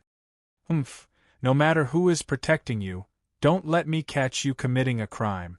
Otherwise, no one will be able to save you. Retreat. Before they leave, they even threaten me in front of their superior. What a typical dumb knight. So innocent, so easy to make use of. Just as I smiled as I watched them leave with the corpses, a familiar voice rang in my ears. The confession that Oak just forced out has been verified by the experimental subject named Arunide. I have already made 2 copies and sent them to Marguerite and Lord Adam through secret channels. However, Lord, is it worth it to spend so much effort to put on a show and even expose your relationship with the judicial system? Of course it is worth it. To be honest, I have underestimated that perverted killer. To think that he would have such an important secret in his hands. In order to calm those restless fellows temporarily, Oak has to die. Furthermore, he has to die in front of the world. This way, as long as the experimental subject really escapes, the news of the diplomatic group escaping in the middle of the night will seem real. After that, as long as the experimental subject obediently passes the fake news to them, they shouldn't suspect that the information has been leaked. Just to numb those fellows, you put on such a show? And even lost a myth-ranked god weapon? That Dragon Slayer? That is a scam. That 1% chance of going berserk actually increases the wielder's strength by 1% every second. That means that after 2 minutes, they will go berserk to the point where they won't recognize anyone. Isn't this a scam? It is good to give it away. Furthermore, I remember that there is someone in the town security who can use this blade. Aren't the town security my arms? Isn't their strength my strength? Why do I feel that you are taking pity on the fairer sex and protecting them, cutting off the clues that they are pursuing so as to prevent them from being implicated too deeply and becoming cannon fodder? Ha, your imagination sure is rich. I chuckle and look up at the sky. There is no such thing. This matter involves the Underground City Lords Alliance and the malevolent elemental god. It also involves the traitors of the Parliament. Their fighting strength is not bad, but some things require brains. With such low political ability, they are worse than cannon fodder if they are implicated. It wasn't easy to create a Holy Light Knight group. It would be a pity to sacrifice them for nothing. I still intend to make them work for me for a few more years. Saying that, I became inexplicably excited.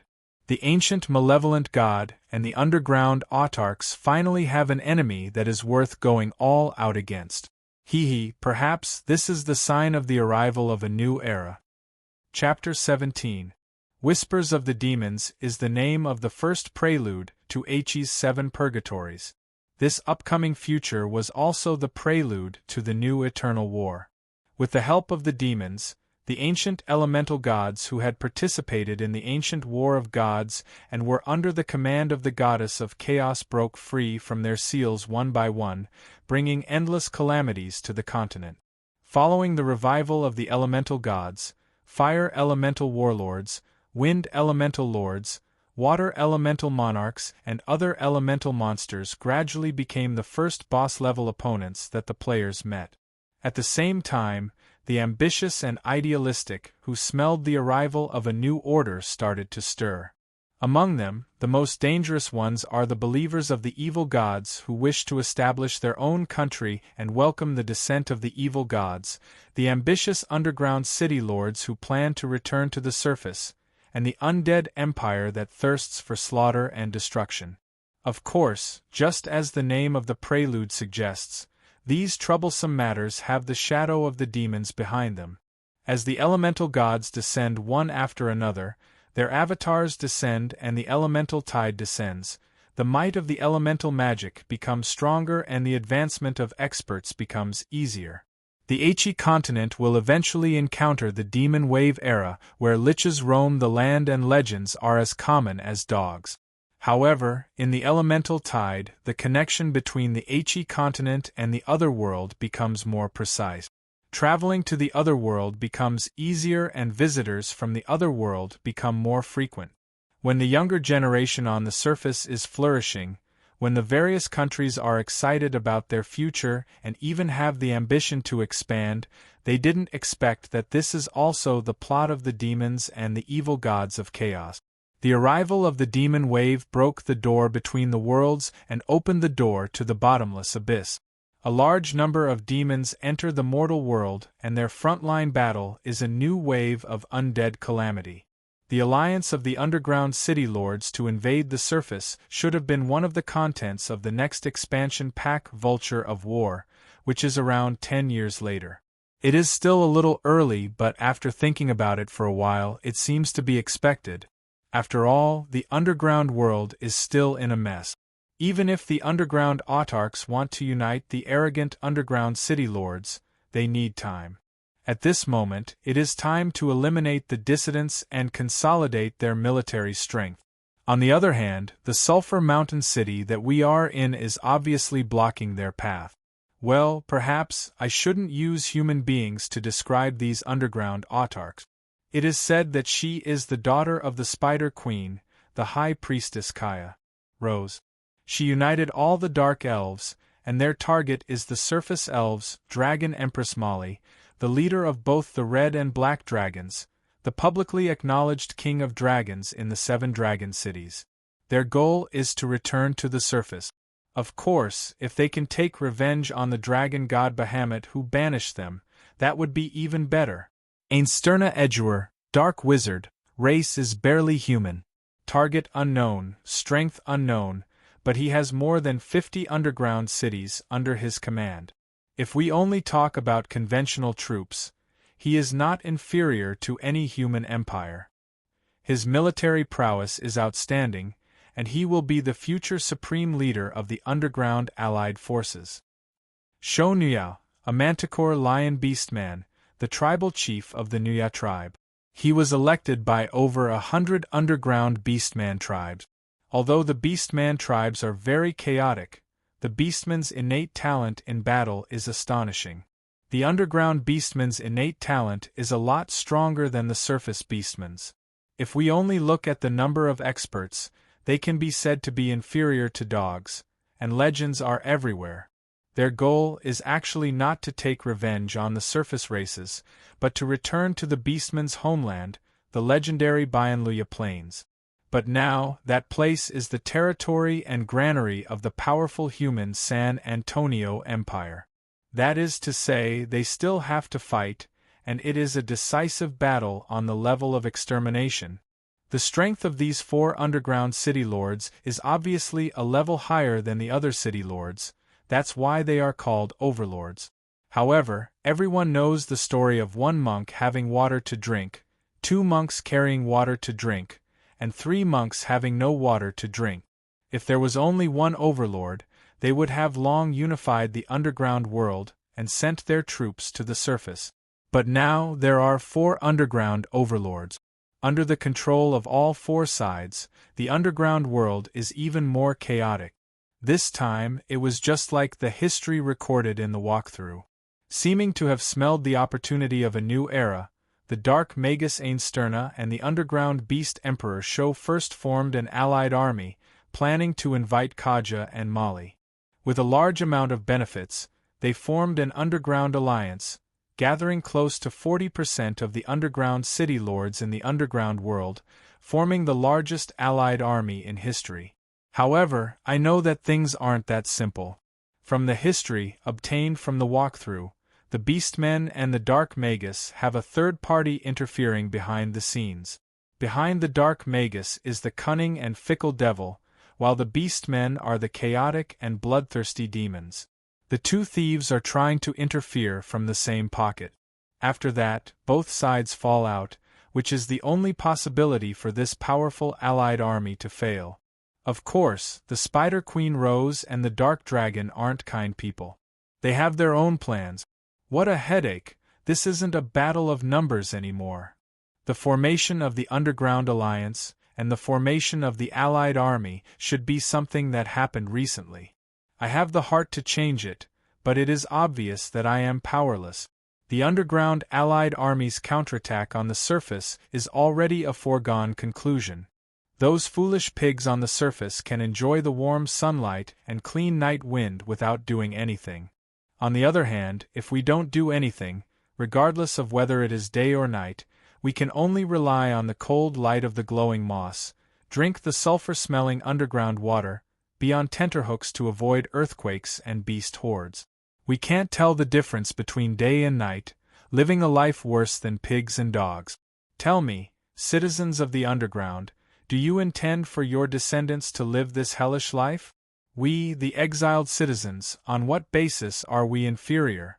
Why do we have to bear the sins of our ancestors?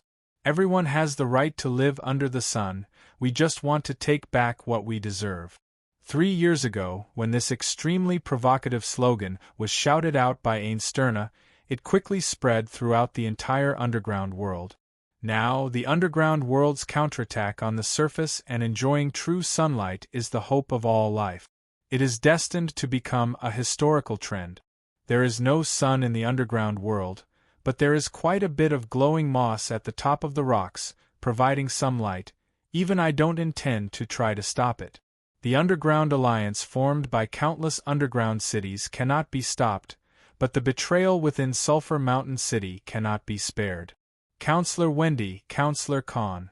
These foolish counselors actually intend to skip the current administrative department of Sulphur Mountain City and form a new alliance with the other underground cities to join the future Surface Crusade.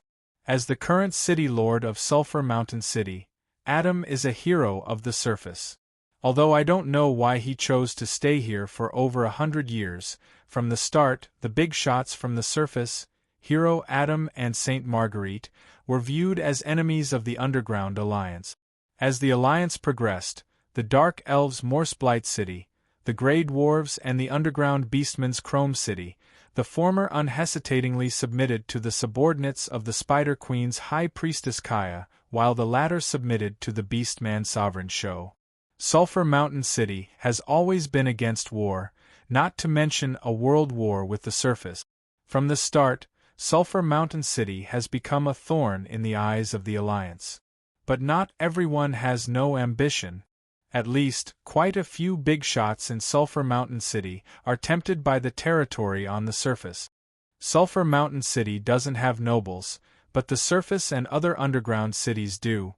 Thus, when the two cities tried to pressure those foolish counselors and used the territory on the surface as a lure, a portion of the people with the same interests have already formed a party, forming the so-called Alliance faction. Coincidentally, Adam is planning to hand over the position of the City Lord, giving them a great opportunity.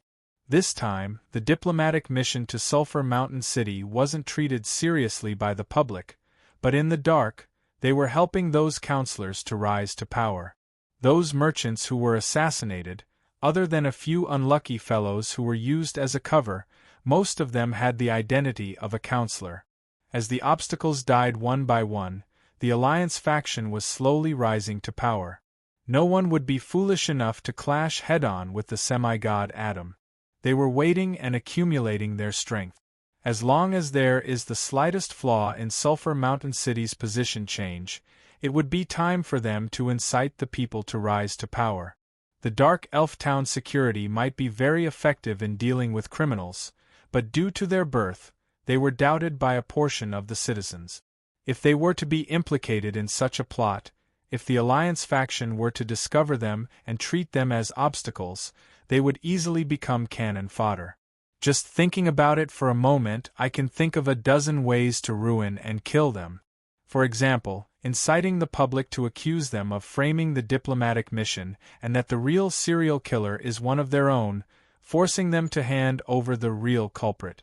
Inciting opposition, scolding them for stealing and desecrating the holy light, initiating a trial by the church to force them to their death.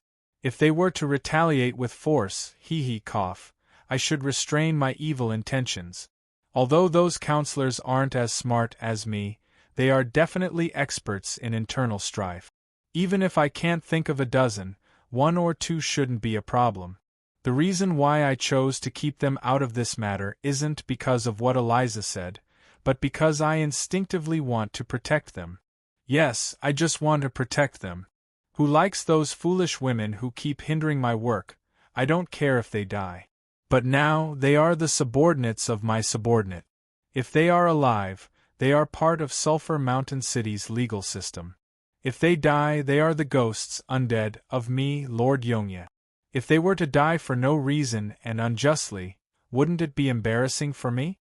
Hearing the information that Eliza dug out from Oker's mouth, it seems that all the problems are solved. However, I realized that there are some incongruous points. Why are they so fixated on Sulphur Mountain City? This city can't even be considered as a fraction of the entire underground world. I am not like those arrogant counselors who think that the world can't survive without me. Even without Sulphur Mountain City's alliance, the Underground Alliance still has the strength to sweep across the surface. Oker heard that there seems to be a powerful demon sealed here, and the Dragon Empress seems to be very interested in it.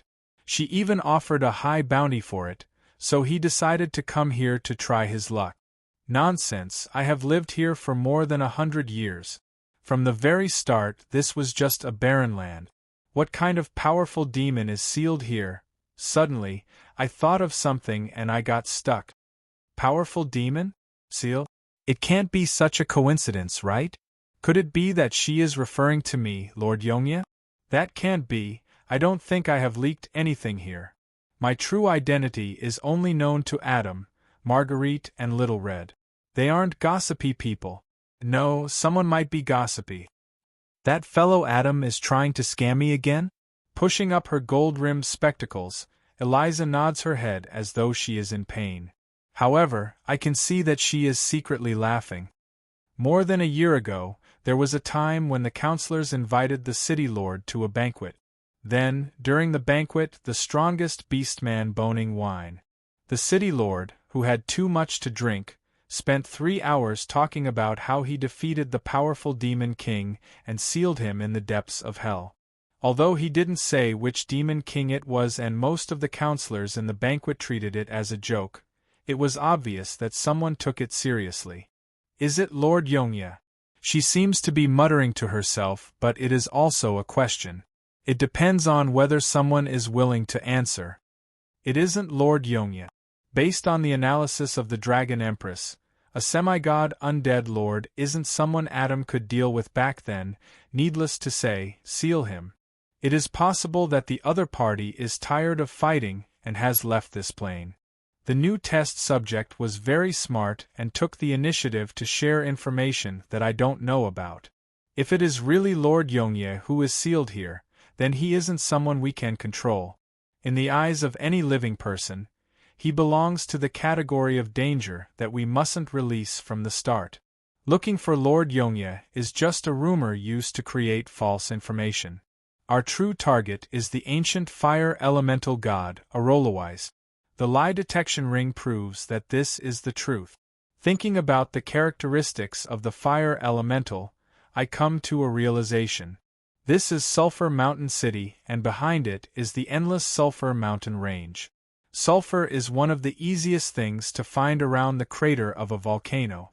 For such a large area of sulphur mine, it is obvious that it isn't natural. In that so-called game, all of the ancient elemental gods were defeated and chased away after a long period of time. The only exception is the fire elemental god. Now that I think about it, it isn't that the other party didn't descend, but that the fire elemental god was in the underground world from the start. What other place is more suitable for the fire elemental to live than the Sulphur Mountain Range and the crater of a volcano? Underground? In the sulphur mine? Yes, through some operations, the counselors of the Alliance faction have already sold a portion of the mining rights to the mine to us. Our Grey Dwarf miners have already found some ruins in the mining area.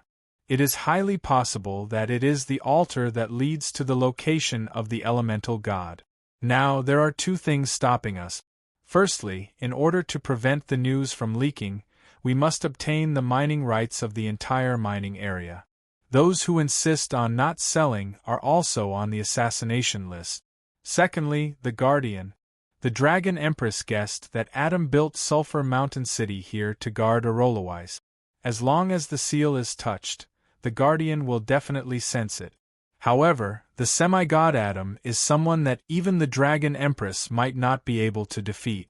I hold my forehead, wanting to cry but no tears come out. Adam, you really are a huge scam. 130 years ago, you scammed me and now you are scamming me again. If it wasn't for your bragging, how would you have become the guardian of the elemental god? How would this city be a thorn in the eyes of others, and how would I be dragged into it? Can't you control that big mouth of yours? You are causing trouble for me every day.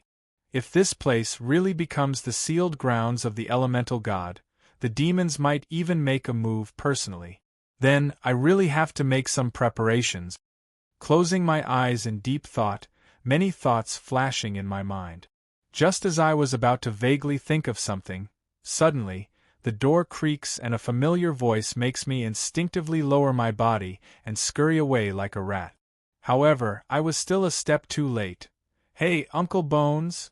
Long time no see, and is here to look for you to play. Before I fly out of the window, my last thought is the spinning world in front of me, that pink color and the uncontrollable random thoughts. She has really grown. In the past, I could only fly 30 meters high. Now, I can see the 300-meter-tall rock ceiling and glowing moss. Hey, Mrs. Vulture, are you here to look for food? The weather today is really good.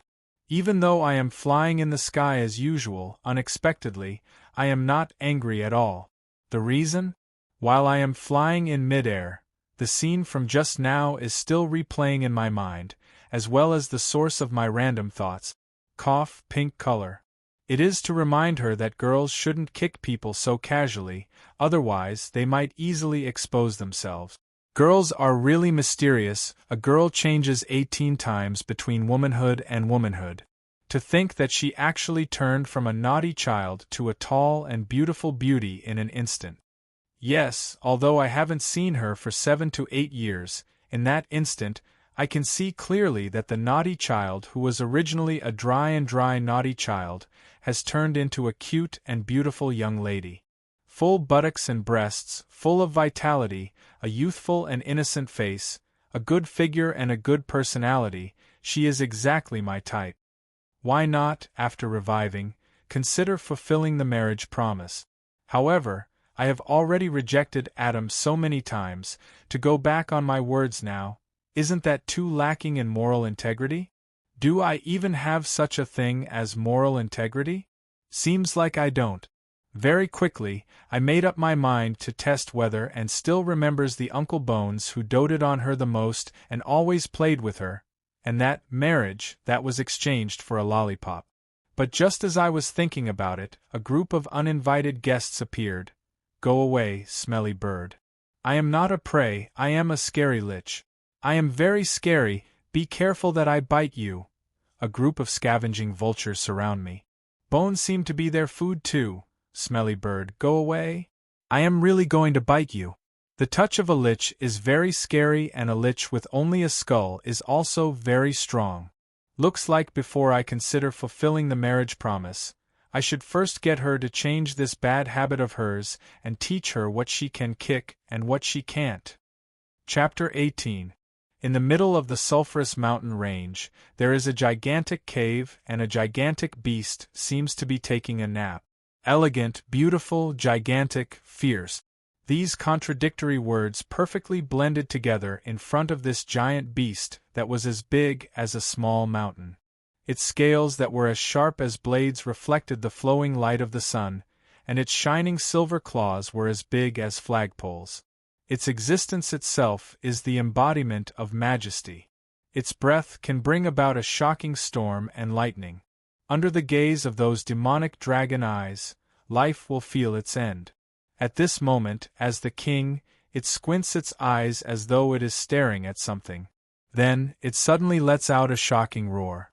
Ilo, ilo! Following the thunderous roar of the gigantic beast, the entire mountain range shakes. Countless magical beasts flee upon hearing the roar. The ferocious rotting demon vultures scatter in all directions like frightened sparrows.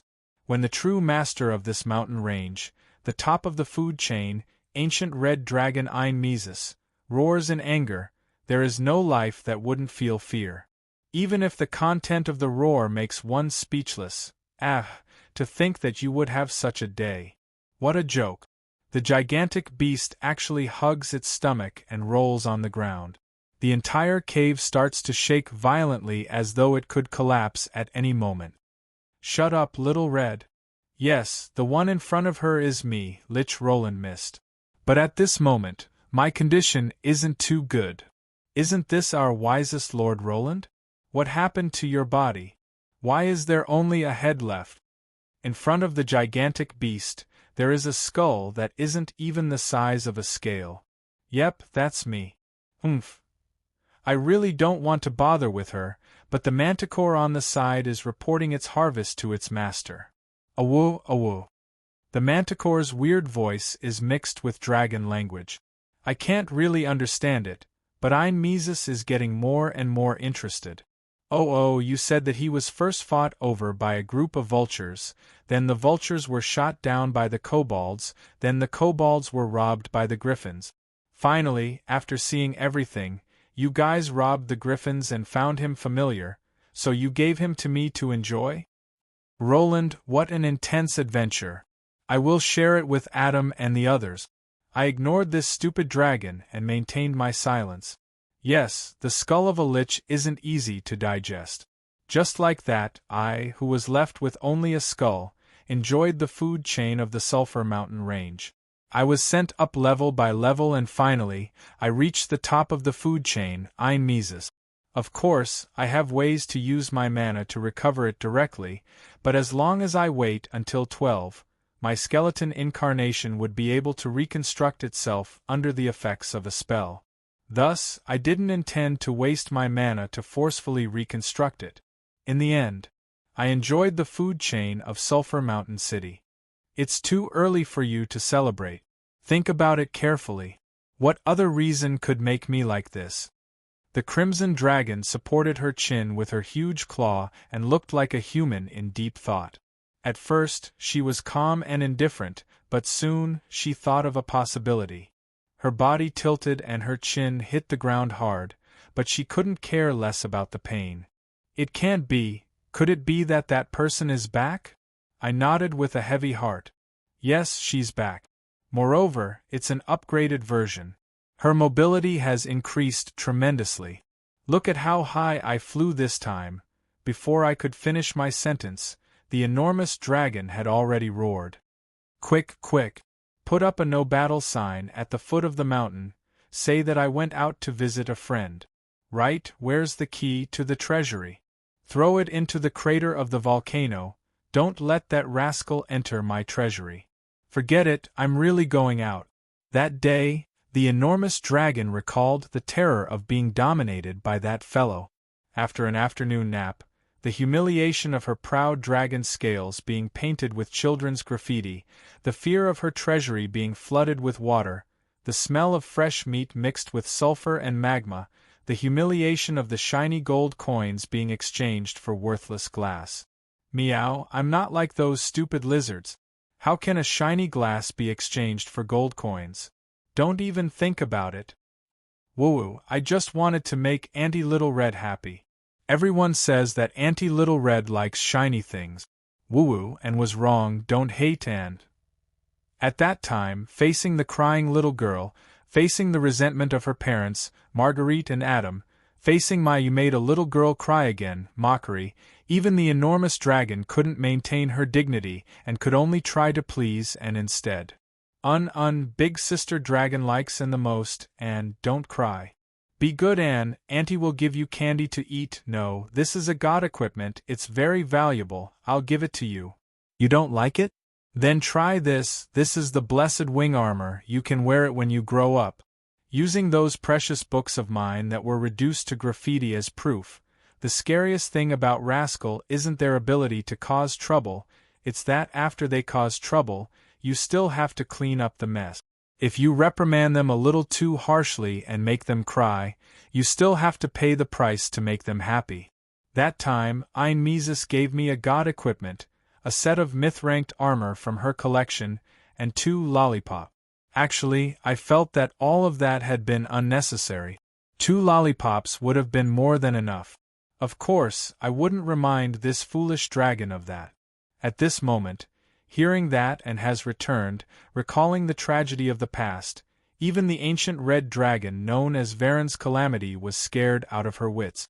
The attacking rascal, even the enormous dragon had to kneel before it. Don't panic, she is still in Sulphur Mountain City. When she goes up the mountain, I will inform you.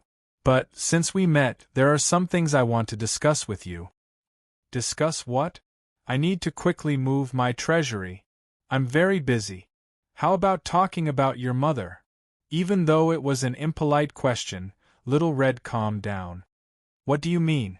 That self-proclaimed Dragon Queen Molly? What happened to her? Yes, the ancient red dragon Mises is the unfilial daughter of the Dragon Queen Molly, the rebellious princess who was chased out of the underground dragons. Just like every young girl who runs away from home during her rebellious period, she has a stomach full of grievances against her mother and her tribesmen. She has her eyes on Sulphur Mountain City and perhaps the fire origin god sealed beneath it. Don't tell me that you don't know that there is a malevolent god sealed beneath it. I was wondering why I was sleeping so comfortably, so warm, as though I was sleeping in a hot pit. So, there really is a furnace hidden beneath the ground. Alright, red dragons like the fire elementals like active volcanoes. To her, if the fire elemental god is sealed beneath the mountain, it is just a comfortable source of warmth. So, it is really a little troublesome now. Looks like those fellows in the underground city will form an alliance sooner or later, and the seal beneath your house has become their target. You don't want to wake up to find your house in ruins, and even your treasury has been ransacked by others, right? Furthermore, Anne is about to take over Adam's position. Although she is indeed a rascal, she is still a rascal that we raised together. Now that those fellows below are getting restless, are you willing to see our child being bullied? Hearing that, a blood-red ferocious glint flashes across the dragon's eyes. Along with the killing intent, comes a fearsome might. The physical might of the dragon descends and the powerful quasi-legend Manticore is affected by it, scaring it into a ball. However, I, who bears the brunt of it, smiles. I know that even though Little Red is an otaku, she isn't a fool. Her informants have definitely given her a lot of information. Even though her mouth is tough, the one who dotes on and the most is this dragon lass, who has long passed the age of marriage but still hasn't married yet. She has long treated Anne as half a daughter. Otherwise, how would the greedy and selfish red dragons be willing to give her such a precious protective god equipment? Now that I mention that Anne is going to be bullied, the killing intent is naturally directed towards those fools in Sulphur Mountain City who think that they can ascend to the heavens. Stop talking nonsense. Just say whatever schemes you have in mind. Just like usual, you use your brain and I use my hands to beat them up. Hearing this, I smile gleefully. I know that since Little Red is willing to be my fighter, I have already achieved more than half of my goal for coming here today. As for the rest, I want you to put on a good show of an evil dragon attacking the city. The setup is done, what's left is my mission. Chapter 19. Ka. Dang. Dang. Dang. Along with the ringing of Sulphur Mountain City's Big Ben, it is time for lunch at noon. When the recovery magic is activated, under a wave of dizziness, I return to the house where my body is at. When my head returns to my body and my consciousness returns to my house, the first thing I do is to observe my body. 1, 2, 3. 24. That's weird, did the brat change his nature? Not a single rib is missing.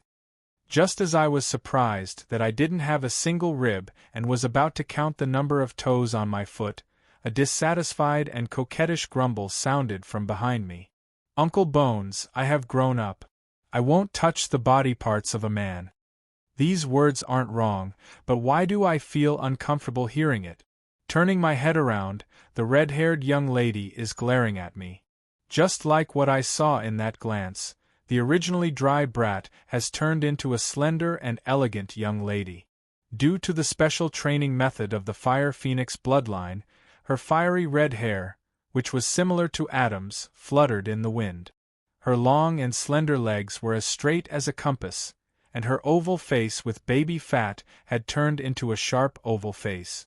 The only thing that didn't change was her pure and innocent eyes, as well as the mole under her right eye, which gave her a bit of femininity. Humans really grow fast. Just yesterday you were still a brat shouting Kuma Kuma, and today, you have already turned into a good woman. Looking at my head turning around, Anne's face is initially solemn, but after a moment of astonishment, she bursts into laughter. Oh no, my image! Expressionlessly, I tear off the seal on my head and silently take the cloth that Eliza passes to me to wipe off the turtle on my skull. Why? You can't understand? It's just that when I was waiting for the recall magic, I played 2 rounds of mahjong with Little Red and accidentally lost 2 rounds. I didn't lose. Little Red is even worse off than me. Her entire body is filled with drawings and she doesn't even need any makeup to disguise herself as a black dragon. As for why they didn't use gold coins or money as the wager and just stuck notes on each other and drew turtles, it's because both of us are experts in magic and we don't have any bottom line. If we really bring a wager, then this game that is purely meant to kill time will definitely turn into a cheating competition. Or, what? A mahjong girl with superpowers? Alright, that seemed to be subtly hinting at something. In that case, he would be the genius magical mahjong player. Sigh, why is it so hard to play mahjong these days? And was covering her mouth as she giggled. I knew that I looked terrible right now. After all, it was rare to see a lich with a turtle drawn on his head. The drakons who were called in to fight with us were also looking at us in astonishment. Is it strange? Can't the evil lich and the destructive red dragon just sit down and play mahjong to kill time? Do we have to discuss how to destroy the world whenever we get together? No. The red-haired girl shook her head. After going out for a walk, the world has changed. After coming back, those people who used to be very familiar with me have become very strange. They always want and to do this and to do that. They're weird and don't say anything. Looking at those fake smiles, and has been suppressing her anxiety for the past few days. But now, seeing that Aunt Little Red and Uncle Bones are still the same, it's really great. And smiles. Her smile carried an indescribable nostalgia and satisfaction. Looks like this cultivation trip has made this little princess of Sulphur Mountain City mature quite a bit. But I unknowingly knocked the other party's head with my bone. How old are you? Don't make yourself sound like an old man. Lamenting about life and reminiscing about the past, that's the business of the elderly. I'm still young, so it's fine if you call me uncle, but if you call me Little Red, Anne knows. When we meet Aunt Little Red, and we'll call her sister Little Red. Otherwise, when there's no one around, Aunt Little Red will hide in the cliff and cry secretly. Her cries will be so loud that even the bottom of the mountain can hear it. How could she not know? How embarrassing. That's more like it. Overage unmarried girls are more sensitive. We should sympathize with them, understand them and love them. If we meet Marguerite, how should we call her? Sister Marguerite. And knows.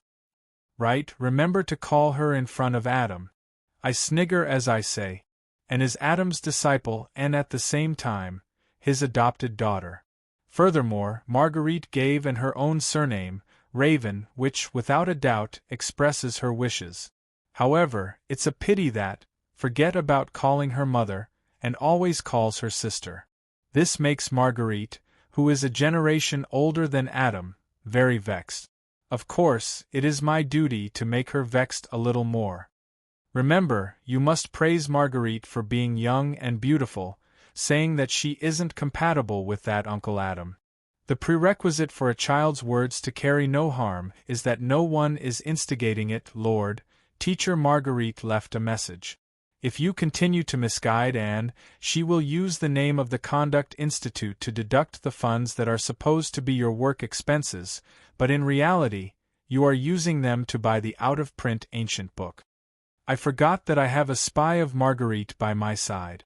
Although I have always been curious as to how a saint and a half-demon could get along, my head maid, Eliza, is indeed Marguerite's nominal disciple.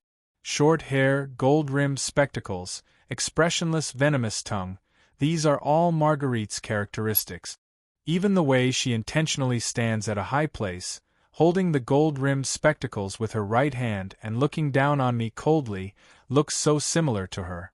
I can't help but sigh. Can you not imitate Marguerite so much? Recently, you are becoming more and more like that old virgin. Be careful that you won't be able to get married. It is my honor to be able to be close to Teacher. Then, I will pass on your evaluation of Teacher to her. Just wait for your funds to be cut. Then, I will first cut the funds of your spectator, so that your subordinates can force you to pay. Do as you wish. Then, I will embezzle the living expenses of the mansion. Do you want to have a taste of the days when water and fire suddenly cut off? Do you want to have all the candles suddenly extinguished in the middle of the night? Do you want to have the toilet suddenly explode? Hey, this has nothing to do with funds. You evil maid who tries to murder me for money. You black-hearted boss who owes money to the farmers. Pfft. Looking at the two of us bickering, the excited and bursts into laughter. Big Sister Eliza is still the same as before, that is great. Big Sister Eliza and Uncle Bones' relationship is still so good, it really makes one envious. Our relationship isn't good. This time, Eliza and I spoke at the same time, and played around in the old mansion for a while before leaving to return home. As the future city lord, and having just finished her travels, she has countless lessons to catch up on. Standing by the window, looking at the naughty brat who used to be bouncing around downstairs, walking like a lady now, I can't help but sigh. She really changed a lot. Yes, humans are indeed the most fickle creatures. Anne's change and growth is so great that it has already exceeded my expectations. Laid race, human, job, LV60 warrior / LV18 sword saint, overall evaluation. LV78, gold pinnacle, half step into legend. Yes, I am not talking about personality and figure, but the most basic strength. The current Anne, if I don't use my trump card, I might not even be able to defeat her. Iron bloodline, bronze body, silver dignity, to a normal person, every tier is an obstacle that they will find hard to overcome in their entire life. If a person reaches LV60 silver pinnacle and wants to take another step forward, they will have to attempt to break through to a high-tier job. This is already the dividing line between a mortal and a hero. If one were to successfully break through and obtain a high-tier job, entering the Golden Will stage, they would become a master in the eyes of the world. This also means that in the eyes of the world, gold rank experts all look like elders. And is only 17 years old. To be able to reach silver rank at this age, she is already a genius in the eyes of the world. As for gold pinnacle, Eliza is also at gold pinnacle, but with the guidance of me and Marguerite, two semi-god mages, she still spent more than 100 years. The reason why it is called Golden Will is because gold rank experts are already able to use their will to change the truth of the world, surpassing the limits of mortals. Back then, when I was hailed as the child of light, I was only 14 years old when I reached gold rank. Furthermore, with the support of the Holy Knight, I had the advantage of being able to advance easily. Even though I was still far from gold pinnacle, I was already hailed as a genius that only appears once every 300 years in the Holy Church. Should I sigh, as expected of the superhero who killed me in the original history? If I was a genius that only appears once every 300 years back then, should and be hailed as a genius that only appears once every 500 years? For some reason, I thought of another man who was hailed as a genius and a hero. Back then, the red-haired him was also standing in front of me with a silly look on his face. "Big brother, your swordsmanship is really amazing, can you teach me? My name is Adam, I came from White Rock Village. My goal is to become a hero, then marry Lisa as my wife, then go back to the village to show off to everyone. Right, I also want to be a rich man, just like that old Peter next door who can collect rent without doing any work, and smoke a pipe while watching others work." More than 100 years have passed, from a young man in the village. He has completed the first half of his heroic dream, but it is a pity that he is destined to be unable to complete the second half. That silly young man from back then still has a silly look on his face, but just a few days ago, he told me that he has lived long enough, that he misses home, and that he wants to die. It is a pity, Adam, I shake my head. After spending so many years with him, I know that his determination is unwavering. At this moment, I throw away all unnecessary emotions and focus my attention on rational thinking. And speed of growth is too fast, inconceivably fast.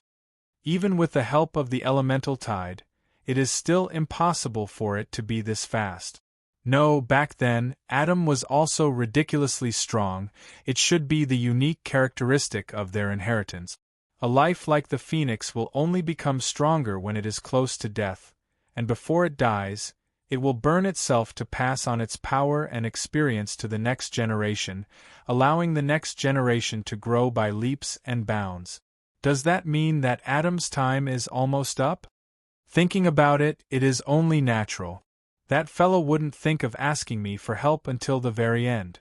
For some reason, I recall 130 years ago, the days when we adventured together. Back then, Adam was still an idiot, Marguerite was a rookie mage, Lisa was a natural thief who couldn't even be compared to a rookie, and Little Red was the mascot and hidden boss of the party. Rather than saying that I was the party leader, it would be better to say that I am a nanny who brought the rookies to farm experience, busy with cleaning up the mess. Although it is tiring every day, it is indeed interesting. Then, I should speed up my actions as well. I hope that I can revive as soon as possible. At the very least, as the big brother of that idiot, I should use my original appearance to send that idiot off. Chapter 20. Lord, I beg you to help me. I really don't have a choice. The elf in front of me has a face full of peach blossoms. Her eyes are seductive and her green hair is smooth and beautiful. Her lips are red and puffy. Just by looking at her appearance, she can be called a beauty that can bring calamity to a country. But at this moment she is crying like a pear blossom in the rain. The pair of peach blossom eyes that look at me are filled with sincerity and pleading. In an instant she pounces into my embrace. However, I hurriedly pull open the robe that she is pulling on. I silently take a step back and increase the distance between us. What's wrong? Don't forget, you are a law enforcer and a man at that. Yes, the elf in front of me who is crying miserably is the smart and decisive elven first-rank defense officer, Crows. Eintan. Elven males tend to be more androgynous than crows. Eintan is even hailed as the #1 beauty of the legal system. It always makes people suspect if they wrote the wrong gender on their work pass, and there is even a precedent of him being pulled into the female toilet. He is also troubled by it and tries his best to appear masculine in his daily life. Other people wear a silver mask to show that they have given up on their identity and uphold justice. Based on what I know, Crows, Eintan wears a mask even when he is off duty. In a sense, he has a hobby of collecting and making masks. It is said that he has collected a cabinet full of judicial masks. Those exquisite silver masks are carved with the unique skills of the elves. Mithril, adamantine, and other precious materials are all used. The elf's craftsmanship is so good that he can draw a map of Sulphur Mountain City on the mask. But the mask is also a part of the uniform, so how can it be different? In order to not affect his work, the carvings are so small that it is impossible to distinguish them without a magnifying glass. In other words, all his efforts are in vain and it is all for naught. Even so, he treats it like a treasure every day, wiping it at least a few times. He doesn't even take it off when he showers or sleeps. Everyone knows why he does this, but no one is foolish enough to say it out loud. In the past, these masks had indeed given this female elven defense attorney courage and dignity. His natural meticulousness also gave him a deep understanding of the law. His faith and love for the law made me respect him even more. In my eyes, even if I didn't look at his appearance, he was still an excellent defense attorney. This was the first time I had ever seen an elven defense attorney throw away his mask and cry for help. Calm down, Crows. Take a deep breath. What happened? Did Sulphur Mountain City prison get broken into and the criminals escape? Cross shook his head violently, and his tears scattered everywhere, wetting my sleeve. There were already people pointing and gossiping on the side. In order not to be suspected of having a problem with my sexual orientation, and in order not to become the #1 news spread by the Fujoshis in this world, I silently took a step back and put some distance between us. Is the dragon attacking the city? Have you informed the city lord? He shook his head again. It seemed like that wasn't the case. It's the magic beasts attacking the city. I asked a few possible answers, but I still shook my head. Finally, after Crows caught his breath, he said it himself. It's Beifong, the Draken Beifong. Herald, that pervert. He's too much. At this moment, the beauty wiped away her tears and remembered that she was still in the court. She tried her best to squeeze out a smile. A beauty's smile after the rain was like a lotus flower scattering its charm. Hearing the exclamations and screams behind me, I silently took a step back and created a 3-meter distance between us. Then, from his narration, I got to know the ins and outs of the matter. That draken hunter with special hobbies, after the prohibition of humanoid and non-humanoid lifeforms beyond friendship law, and the pet rearing permit conditions, were passed quickly. His pet and lover were taken away. Indeed, he suffered a heavy blow, but very quickly, he rose again. He stopped being a beast tamer and changed his profession to become a veterinarian, specializing in pet gynecology. Originally, this wasn't a big deal. Beast tamers have a deep understanding of animals and treating pets is an expert. Being a veterinarian is also a natural vocation. He only started working for a week, but his passionate, patient and caring skills were already well received. He even created his own caress of love, a technique to calm pets, but I brought my family's Xiao Bai to see a doctor, but in the end we met that pervert. How is that pervert a doctor? He was clearly using a vulgar technique to toy with everyone's pet. He even smiled at me gleefully while playing with my family's Xiao Bai. Woo, Xiao Bai is so innocent, he even happily licked his fingers. I want to kill him to take revenge for Xiao Bai, who was humiliated. If I didn't remember wrongly, Xiao Bai is his pet dog, Crows cried pitifully. As a wild elf born in Drool, he abhorred this kind of unnatural actions. As an enforcer, Crows even defended him. Beifeng's actions are basically disregarding the dignity of the law. Don't look at how Crows is crying like a young girl throwing a tantrum. I don't doubt the truth of his killing intent towards Beifeng. Based on my understanding of his rigid mind, after committing a crime, he would definitely seek death. Perhaps, he came here to resign from his position as an enforcer and perish together with that pervert. I was a little speechless. If I let a subordinate I am so proud of die in the line of duty, I really don't know how to deal with it. Thus, I weakly said to the people behind me, "Stop watching the joke. Help me invite that pervert over. This is the first time I have met an opponent who can disregard my law like this." "Yes, Lord. Yes, Lord, I will go immediately." As expected, a dozen replies rang out at the same time. This bunch of brats really hid in the corner to watch the joke. Crows finally remembered that this is a public place and hurriedly stood up. However, his eyes were filled with expectation and trust, making me not know how to respond. My office isn't big. That pervert and I looked at each other across the office table, not knowing what to say for a moment. Could it be that I have to pass a new law to prohibit this fellow from being a veterinarian? No, it is fine to pass a law that targets a crime, but if it targets a certain person, then I would really become a joke. Furthermore, continuously changing the law itself is a huge taboo.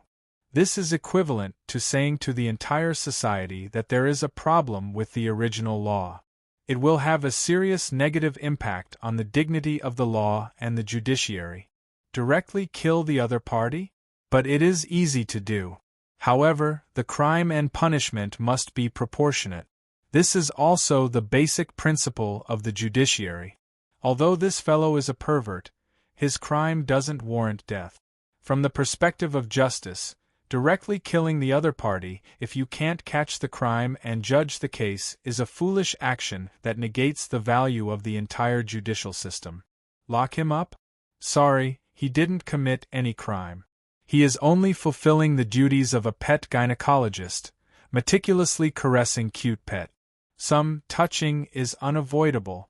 I guess that he would definitely argue like this, and it makes perfect sense. We don't have any evidence. I lay sprawled on the chair. This is the first time I felt so powerless. I can't kill him, nor can I lock him up. So I can only watch him continue to play with cute pets? Even the allied army of the Holy Church isn't as difficult to deal with as this pervert. Bayphone. Herald rolled his eyes, as though he had made up his mind. Lord, can I go back now? I still have work to do. There are many pets waiting to be treated. This fellow seems to be smiling honestly, but in reality, he is trying to show off to me. Is the Supreme Court very powerful? You still can't do anything to me. Normal methods aren't suitable. I am also good at using crooked methods. Slander, rumors, sneak attacks, framing, it is too easy to kill you. Just as I was about to go against common sense and deal with the pervert in front of me, a voice sounded beside my ear. Master, according to your plan, we need someone to go to jail. Isn't he suitable? Thus, I smiled and looked at the person in front of me carefully. No matter how I look at him, he looks like a pervert who should go to jail. He is suitable. Not bad. Making up my mind, I raised 2 fingers. Let's make a judicial deal. 2 things. If you can do it, I will help you get a pet raising license. You don't have to be a vet in the future. As long as you don't affect society in public, you can do whatever you want at home. I will pretend that I didn't see anything. Yes, Bayfeng's hobby is only a sin on the moral level. As long as it doesn't cause a negative impact on society, as long as it doesn't cross my red line, I can still tolerate it. But, looking at the disgusting smile of the person in front of me, I feel disgusted. I really want to kill him with a finger of death. Closing my eyes to not look at the despicable smile of the Draken in front of me, only after a long while did I calm down my emotions and restrain my killing intent. First, apologize to Crows. It is that elf defense judge that you made cry. No matter what, others have defended you before. Repaying kindness with ingratitude, how can it be? Yes, my lord. I will apologize to Lady Crows immediately. Yes, sir. As expected, seeing the astonished face of the Draken, I continued. Second, commit a crime for me. I will send you to Sulphur Mountain City Jail. I want you to do something for me in there. What? Prison break. When that Bayphone left, 4 to 5 hours had already passed by the time I finished the work that I had accumulated in this period of time. It was already the time when the moon was setting in the west. When I stood by the window and looked at the peaceful and prosperous scene outside, I sighed. Sulphur Mountain City has been peaceful for too long. It is so peaceful that some people have forgotten their own duties. Isn't this all thanks to you? Are you boasting about yourself again? As usual, she had a venomous tongue. At this moment, I didn't have the mood to bicker with her. No, we should be thanking Adam and Marguerite. It was them who protected this city amidst the crazy internal strife in the underground world. But obviously, some people have already forgotten the kindness they received. It is time to remind them. Eliza nodded her head. Traitors will never be forgiven. Actually, according to the rules of the underground city, we can eliminate them directly. This is also the opinion of most of the high-tier spies on the sidelines. This is Sulphur Mountain City, everyone is equal. There is no existence of power. At least not on the surface. It isn't easy for us to have peace. Alright, even if it is on the surface, we have to cherish it. Let's do things according to the rules of Sulphur Mountain City. We need to accidentally obtain the evidence of the traitor's crimes and cause some people to die accidentally. Yes, as long as we create chaos, our spies will start to collect evidence. As long as the evidence is conclusive, it will be time for the Hall of Judgment and Hall of Law Enforcement to take action. Are the trackers and magic tracing imprints ready? I don't wish for a single criminal to really escape. Yes, everything is ready. The magic tracing imprints have already been placed in the prison's drinking water. It won't disappear for 3 months, which is more than enough for you to capture them all. All 3,600 of us, the spectators, will be mobilized.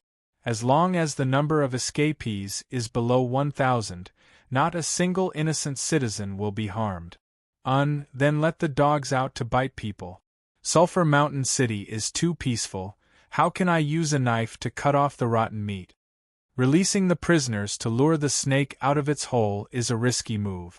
Back then, when I was talking to the 4 heavenly kings, I spent quite a bit of effort to get them to support my action.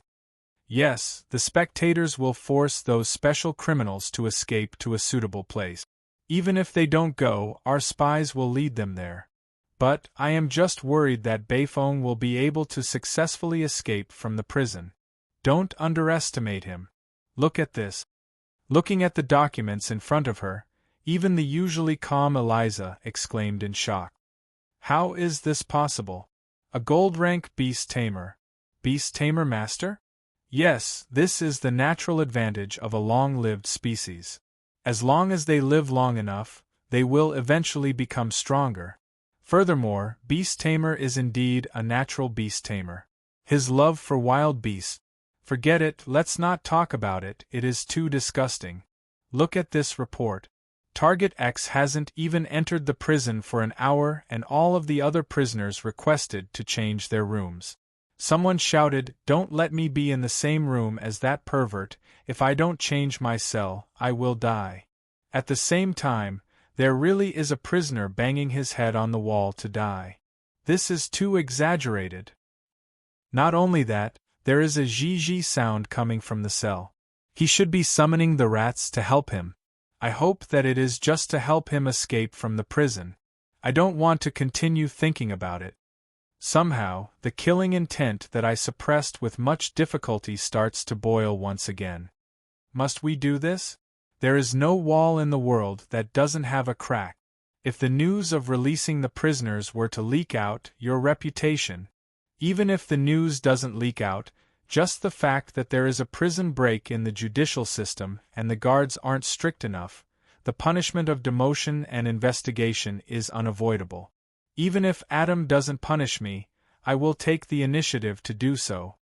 After a long while, Eliza continues to speak. Are you trying to suppress your own reputation? Is it worth it? If the reputation and prestige of the subordinate is higher than the highest leader, then it would be hard for the leader to be. Since I want to help and up the position, then I should just go through with the act. Not to mention, the tide of the new era is about to arrive. No one can stop this calamity. In the change of the era, what does this little bit of reputation of mine count for? Not to mention, you are still wondering if Little and would be so touched by your sacrifice that she would devote her life to you. My face is filled with astonishment, but I hear her continuing to choke. Devote her life to me? Based on her personality, she will only anger you, annoy you and ignore you. It would be best if she ignores you for the rest of her life. Looking at the blushing half-demon girl in front of me, completely different from her usual ice-cold expression, I say this out of curiosity. Are you jealous? Are you jealous that I treat and better than you? Then, in an instant, the air in the office stills. Looking at the venomous-tongued maid's red face that reaches her ears and her eyes that are filled with anger and embarrassment, I start to pray for my collection. It's over, I said the wrong thing. She will definitely take revenge. The weird thing is that she maintains a weird silence. After a long while, she finally squeezes out a sentence. If I am really jealous, then you... Eliza's voice gets softer and softer, and the rest of her words can no longer be heard clearly. What? Just as I am racking my brains to think of a joke to ease the atmosphere, suddenly, the office door is opened. Crows rushes in and the blushing Eliza instantly disappears into the shadows. Lord, bad news, there is a prison break in Sulphur Mountain City Prison. What are you panicking for? This isn't part of the plan. But it isn't part of our plan. That pervert didn't manage to dig through the wall and another prison break occurred. Someone is attacking the prison. This is a real prison break. The prisoners have escaped. The situation is already out of control. Gotcha. This is the sound of me crushing the armrest of the wooden chair. What follows after is a suffocating siphon of magic power. In the next second, the entire world warps and the colorful world turns into black and white. Eliza is chased out of the shadows and Crows is also pushed out of the room by the rampaging magic power. These bastards are tired of living, to actually dare to cause trouble at my trump card. Those blind bastards, I will kill your entire family. All right, in front of the office door, those hooligan-like words, in the end, became the dark history of the always courteous Chief Judge Womians. Chapter 21. Before a certain someone shamelessly expanded the number of counselors, Sulphur Mountain City's counselors used to be a respectable job. As the representatives of various industries and the interests of various races, they were able to negotiate with the internal affairs, the legal system and the city lord, proposing suggestions and proposals. If the suggestion received the support of the entire councilors, even the city lord had to take it seriously. When Adam made it clear that he was just a mascot and didn't care about the affairs, the legal system was only interested in law and order. Most of the time, the councilors were able to make the internal affairs take a step back, even if the head of the internal affairs was the great Saint Marguerite. Of course, authority also represented benefit. Just a single tax on trade and the entry of goods represented countless dazzling gold coins. As these councilors realized the benefits in their hands, how could they be willing to remain as mere merchants and commoners? After all, there are naturally nobles in this world, and even royalty, who the country is my private property. The human heart will never be satisfied and in peace.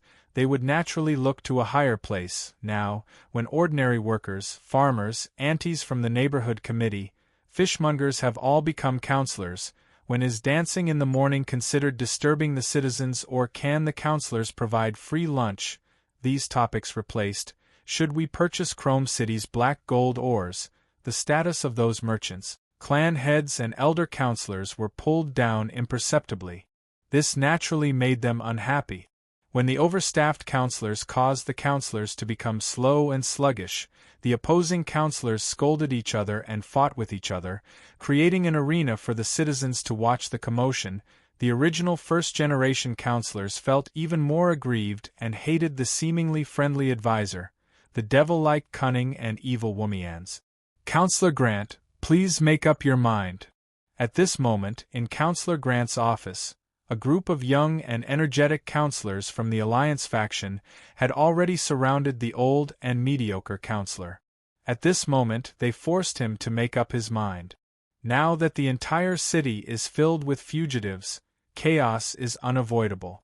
We must protest against the useless city lord and remove that foolish masked man from his position. Also, dismiss that group of disgusting dark elf bitches.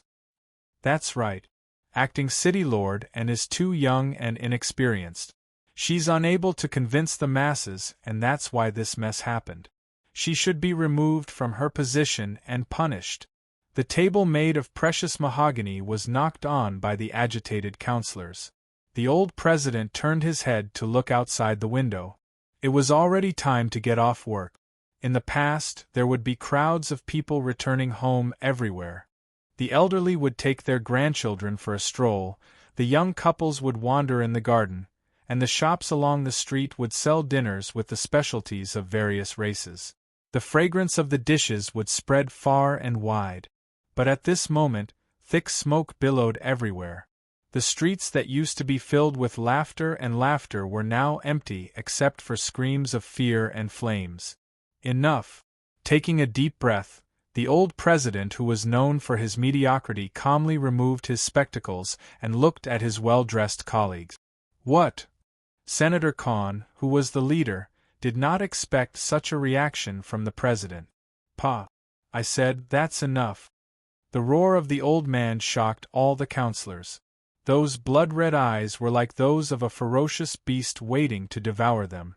Even though they were used to the noisy parliament, they were still shocked that the mediocre president, who usually spoke like he was reciting scriptures, the old fellow who would drink tea and doze off during the meeting, would actually have such a furious side.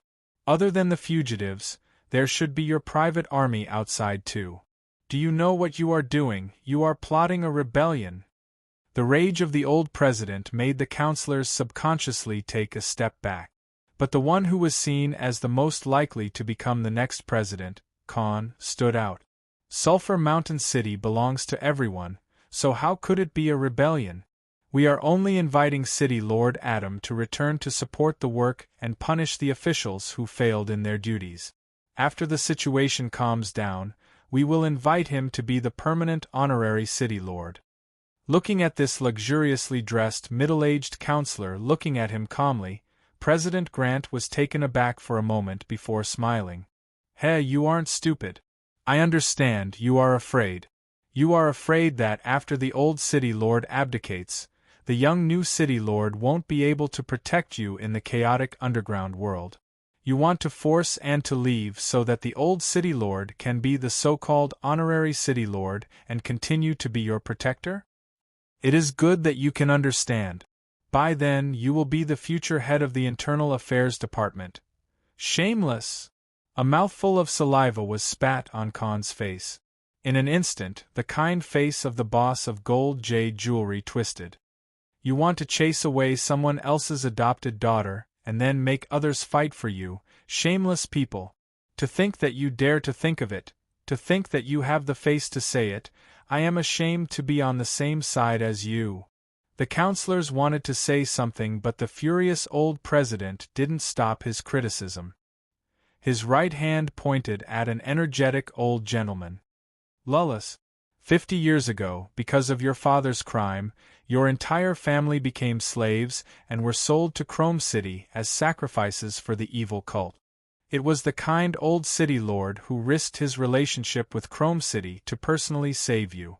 I still remember that you were still a child then. You cried while kowtowing, 'I will never forget the grace of saving my life.' Is this how you repay the kindness? Tune. Your father died in the line of duty for Sulphur Mountain City, and you always appear in front of the citizens as the descendant of a hero." Descendant of a hero? A deserter who deserted the battlefield and was killed by a stray bullet. Do you have any shame? Seeing that your family needed a pension, Lord Marguerite gave him an honorable death. Is this how you repay Lord's mercy? Sedinin, you, one of the 3 young heroes of our council, had a pitiful life. Your family of 13 was exterminated, and you were the only one who survived. Let me ask you, who personally made a move and spent half a year to track down the culprit and bring him back to trial to avenge you? Who arranged for you to be an adult? You can't answer? Don't you specialize in long speeches and stirring up public opinion? Let me tell you, it was Lord Womians who you scolded as the devil. Carter, you are cursed by your family bloodline, if not for the great saint. Lunas, you. And you, Khan? Let me ask you, back then, you were cheated to the point of bankruptcy? Who was the one who helped you get back a portion of your family's assets and got the administrative council to vouch for you? Do you think that with your old face, those goblins would lend you money? You owe Lord Marguerite and Lord Womians a favor at the same time, and you still have the face to rebel against them? One after another, the council members were scolded, but no one dared to raise their heads. After all, sometimes, in front of an old man who knows them well, it is hard for a guilty person to raise his head. Sometimes, even the wicked know that justice is in the hearts of the people. You shameless fellows, you seem to have forgotten where you are. This is Sulphur Mountain City, the cursed underground world. Without the protection of the city lord and the others for 100 years, you powerless fellows would have long become the slaves and food of the strong. Enough, there is no need for you, the most mediocre old man in the history of the council. We will do it ourselves. Not only from embarrassment but also from anger, the flushed Khan turned around and left. The other council members lowered their heads, not daring to look at their colleague's face as they followed Khan out. To them who have their masks exposed, every second they stay here is like being cut by a knife. But the sarcasm of the old man came from behind. Mediocre? I am indeed mediocre and foolish, but do you know that I have created a record in the council? Although no one replied, upon hearing the record of the council, all the council members stopped in their tracks. Me, Grant Ball, this mediocre old man, has been in office for 13 years, the second longest serving head of the council. I even wanted to challenge my father Bale's record of 16 years. Unfortunately, it has been ruined by you all. This head, who is famous for being muddle-headed in the city, at this moment, his face is flushed and he is in high spirit. Not only is he not muddle-headed at all, his gaze towards his colleague is filled with a strange emotion. That is sympathy? Humph, it is just living for a long time. What is there to be proud of? Ha, of course it is there to be proud of. The previous Headley Wency, an Easterner who is skilled in both the pen and the sword. Under the pressure, he planned to reduce the number of members in the council. In the end, he died. After 3 years in office, he was turned into a zombie by a passing necromancer. The previous head Karlovan, an expert in public speeches, he was highly praised by the citizens. He once organized demonstrations and forced the head of administration Marguerite to give in several times. He was hailed as the true uncrowned king of Sulphur Mountain City. In the end, he died after 3 years in office. His stomach was sliced open by a petty thief and his intestines flowed all over the floor. He died in a deserted alley. Khan and the other council members were still filled with impatience just a moment ago, but now their entire body is covered in sweat and their backs are cold. The previous deputy head Ben, the previous head Kaya was from the city lord's faction. In the end, he started a rumor that he was having a relationship with a woman, forcing her to commit suicide. Ben is indeed a talent. He did it so flawlessly that even the rabid dogs of the legal system couldn't find any evidence. In the end, he was dragged into a bar fight and went missing for 20 years. But every year on the anniversary of Kaya's death, there would be an additional body part of a man in front of her grave as an offering. The year before last, it was a right-hand finger. On it was Ben, that old fellow's copper ring, At this moment, all of the council members turn their heads in fear. They don't dare to look down on the old fellow who could be buried any moment now. Could it be Adam and the rest who did it? I thought they were good people. Lord Marguerite and the old city lord are indeed good people. But do you know, the Womians that you all scold as a cunning devil, what was he first called? What? The executioner of the law, that is even more evil than the devil. This is used to describe his invisible hand. As long as someone crosses the line and tramples on the law, no matter who it is, he will cut them down with a kala. Do you think that you all are the only ones who know how to incite, change the public opinion and control the people's will? Which lord can even change the memories of others? What is the big deal about changing the rumors in the direction they wish? My old man, Old Bar, the longest-serving council member in history, only said one sentence to me before he died. Do you all know what it is? How would these council members who are filled with fear have the guts to reply him? Their faces are as pale as a corpse, and the leader, Khan, roars angrily. Old fellow, I am not interested in knowing. But the old council member shakes his head and continues speaking with a face full of reminiscence. He said to me, Sulphur Mountain City is the paradise of the underground world, but that is because there is a devil who does all the dirty work on himself.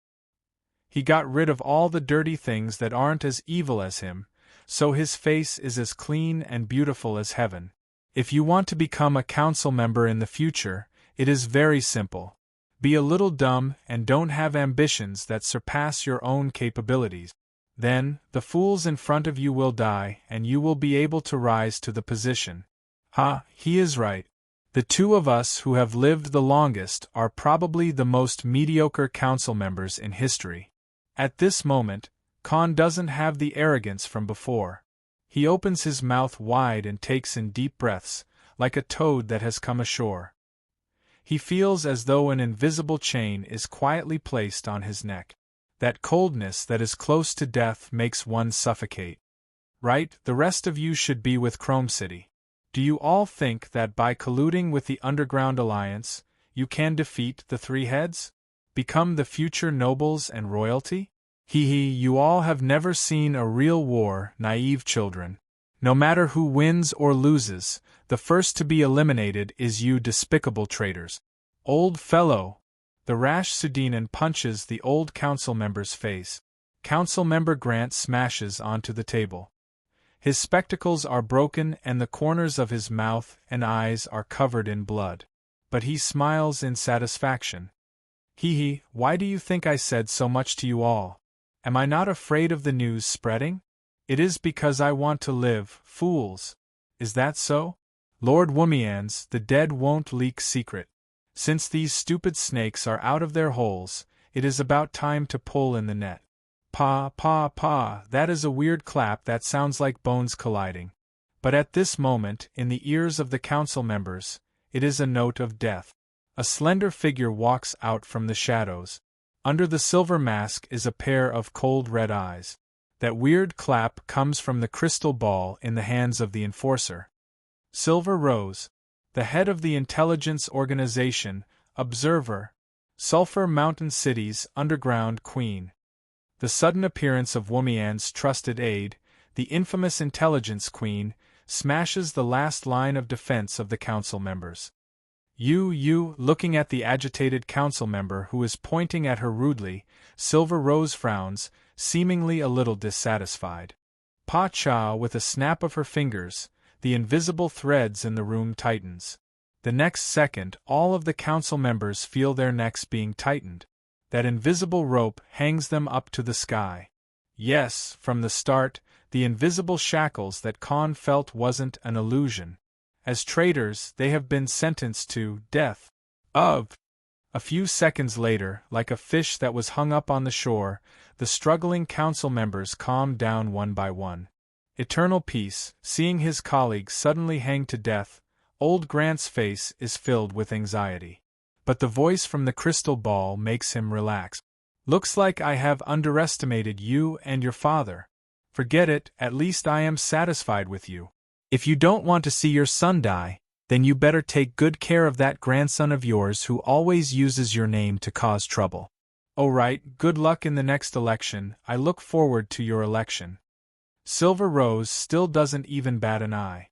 After bowing, she takes a step back and disappears into the shadows.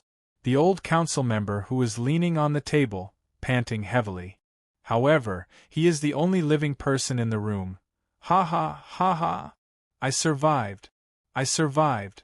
Even though Silver Rose has already walked out of the building, the old man's laughter after surviving a calamity can still be heard. The current Sulphur Mountain City is in complete chaos. The escaped criminals and the private soldiers of the big merchants are smashing and robbing. Outside the city, the dark elves and the elite troops are preparing to sneak in. It seems that the heaven of the underground world has turned into hell. At the same time, on top of a tall tower, I am looking at the chaos and devastation below me. Behind me, the head of the Hall of Law Shueti, the head of the Hall of Law Kale, and the head of the Hall of Judgment Kevin are looking at the tragedy below angrily. All right, don't look so bitter. It is almost rotting to the bones. If we don't shed some blood, how are we going to cut off the rotten flesh? If we don't get beaten until our heads bleed, how would we remember the pain? In order to imprint the desire for peace in the minds of these fools, for the stability and peace of Sulphur Mountain City for the next 30 years, just bear with it. Furthermore, our men have already started to move. Things will turn for the better soon. When Silver Rose, who is my head maid Eliza, appears in front of me again, I know that the situation has changed. Those fools really colluded with the other underground cities. The army is going to enter the city? The 4 heavenly kings, we have some fun. Let's go and play together. Chapter 22. I'm a good person, I'm really a good person. This had almost become my catchphrase. Every time I said this, the audience's expression and attitude would be very strange and subtle. The weather today is not bad. It's sunny and sunny, especially suitable for camping. Right, us Tauren are really not interested in fodder. Can you bring steak instead of fodder the next time we go camping? I like it medium rare the most, it tastes the best with some blood. This was the reply of the silly cow that loves to eat beef. Although it was obviously changing the topic, it was still the most comfortable reply. Master, you are so funny, but this joke is a little outdated. Haha, good person? I'm dying of laughter. If you are a good person, then I am a Casanova. Adam really didn't give me any face at all. No, even if Roland becomes a good person, it is impossible for you to become a Casanova. However, Adam, your goal is very high. Casanova? Do you want me to build a harem for you to accept beauties? But very quickly, Marguerite's substantial resentment made Adam understand the meaning of a loose tongue causing trouble. These words were naturally passed on by me to Marguerite. Alright, most of the people who had some understanding of me probably had the same reaction as Elisa and the idiot Adam.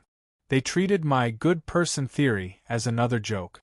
However, in my mind, I was indeed trying my best to be a good person. As a lich, if I were to help an old lady cross the road, she would probably immediately call for the town security to save her. However, getting rid of evil is also doing good. Getting rid of an evildoer is more effective than doing 10 small acts of kindness.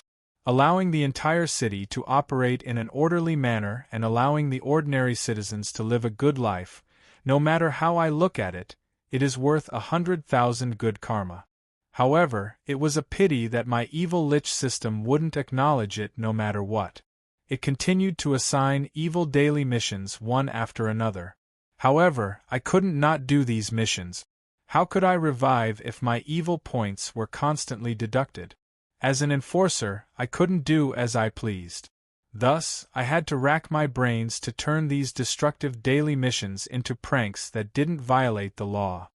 Forcing hundreds of people to roll on the ground in despair? Let's try tickle hell. The after effects of this was that the chicken feathers that were used to create tickle hell would earn me a huge sum of fines and fees for dealing with the aftermath. Killing an intelligent creature in public? The more horrible the death, the better? That's easy. I'll choose you, Lord Cockroach. First, I'll use the intelligence enhancement technique. Then, I'll use the Manchurian Ching's 10 great tortures. Should I start with tearing you apart by 5 horses or cutting you up by 1,000 blades? Eliza, lend me your darning needle. What was it used for? Of course it's a scalpel. The after effects of this incident were that Eliza ignored me for a week, and she didn't come within 3 meters of me for a month. She looked at me with disdain, and when she had no choice but to call me Master Bug in the beginning, it was hard to mess around like this. But later on, it was fun to have a contest of wits with the city enforcement officers. I seemed to understand why Shueti and Lilith always joined the town securities camp. The ancients were right, happiness and perversion are contagious. As a law enforcer, I can't always cause trouble for the city enforcement officers. I have to find a chance to reprimand them. Mysterious voice. You have the cheek to reprimand them? Cough, seems like I went off topic again. Let's get back to the main topic. I used to be confused as to why the system wasn't willing to admit that I was a good person. I also wondered if I would be an evil lich forever. But one day, when I was roaring at a criminal, I somehow figured it out. You think that by killing the other party's father and giving away all of your family's assets to compensate the other party's daughter, you would be innocent? You are just deceiving yourself. Hypocrite. No matter what you did, the crime has already been committed. The victim's pain has already become a reality the moment you committed the crime. No matter how you refute or compensate, you can't change the crime that has already been committed.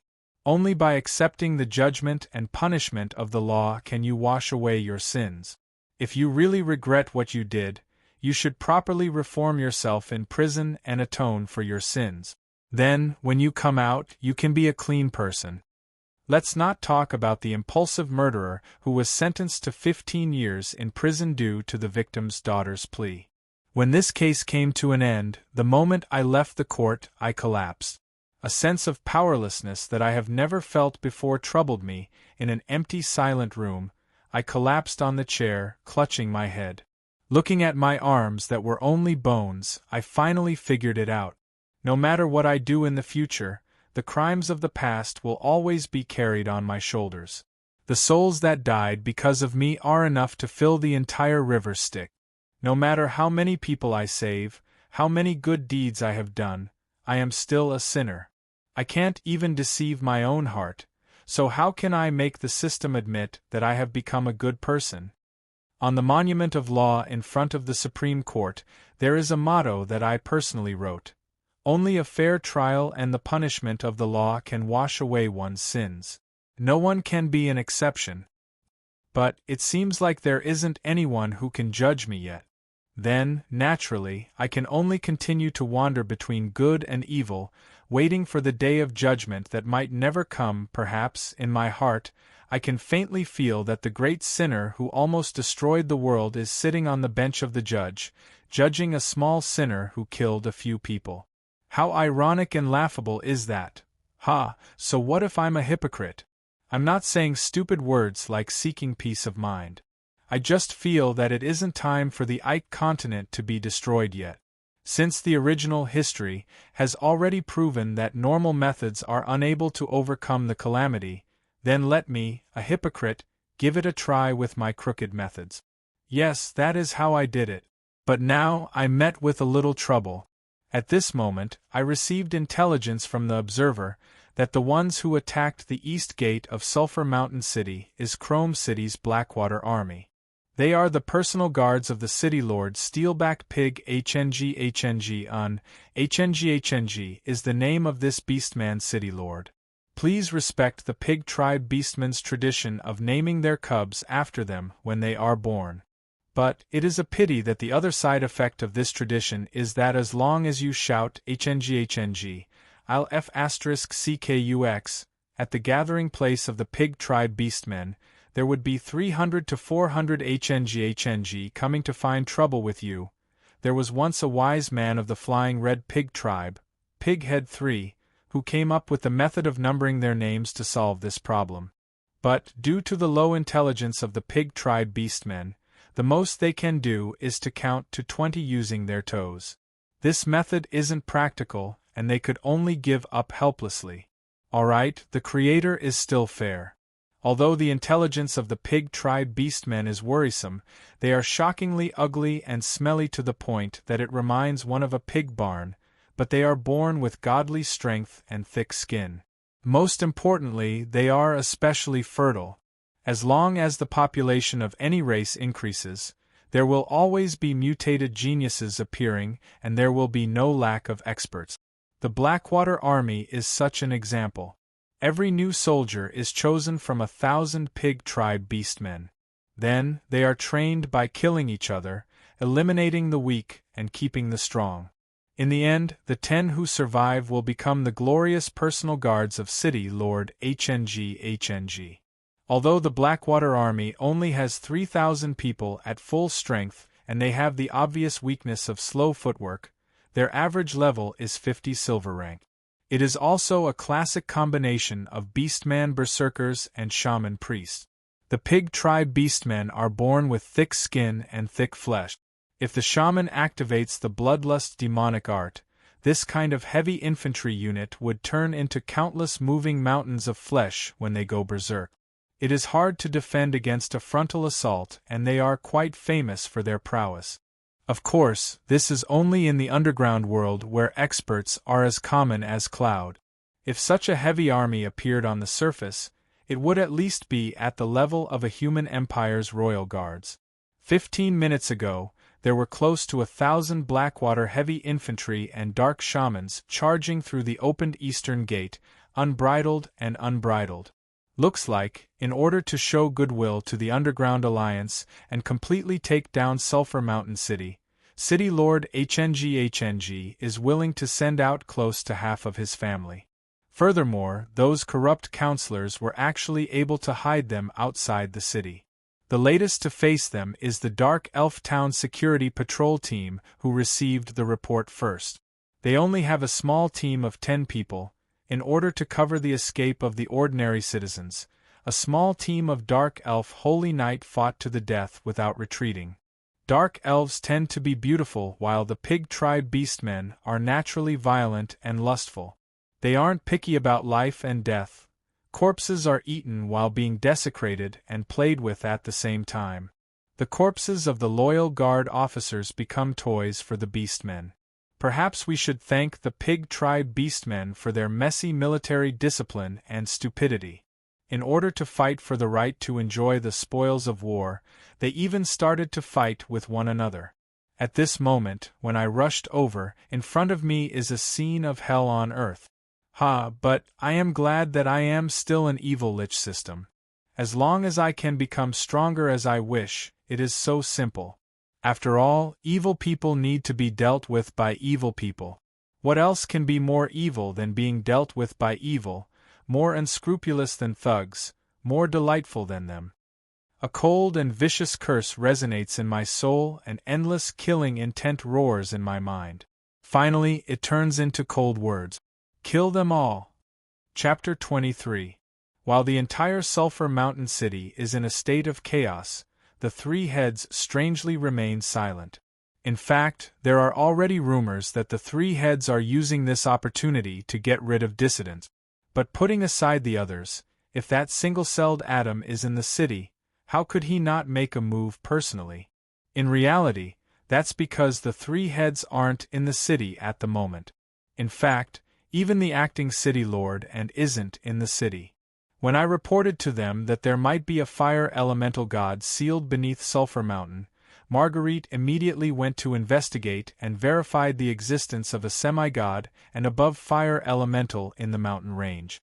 Troublesome, extremely troublesome. I don't know who made the seal, to actually use the entire Sulphur Mountain range as a suppressing formation, although they cleverly used the underground spirit vein as the energy source for the suppressing formation, making it very sturdy. If they aren't careful, the entire mountain range and Sulphur Mountain City might be blown apart. While everyone was worrying, the mysterious voice glanced around. "All right, Little Red is sleeping, I'm playing ghost hunting with the town security, and Adam is laughing foolishly without a care in the world. Then I should fix it. At the very least, Marguerite is worried. What makes everyone speechless is that Adam, who is overjoyed after hearing the news, expresses his genius idea. A natural underground heat source. Then, if we pour some water, wouldn't we have a hot spring? Sulphur hot spring baths are said to have miraculous effects on all kinds of skin diseases and can even recover from fatigue. I have wanted to build one for a long time. Alright, actions are faster than thoughts. A typical human-shaped gorilla, in Roland's words, whose hands and feet are instinctively directing his brain's actions. He immediately takes action. In less than a day, he found the deepest point of the geothermal heat source and used his sacred sword to dig a huge lake. He even found the drool in the city to fill it with water for the rain, but when Marguerite and I decided to teach him why flowers are so red, the bruised and swollen Adam finally thought of an explanation, or rather, an explanation he came up with.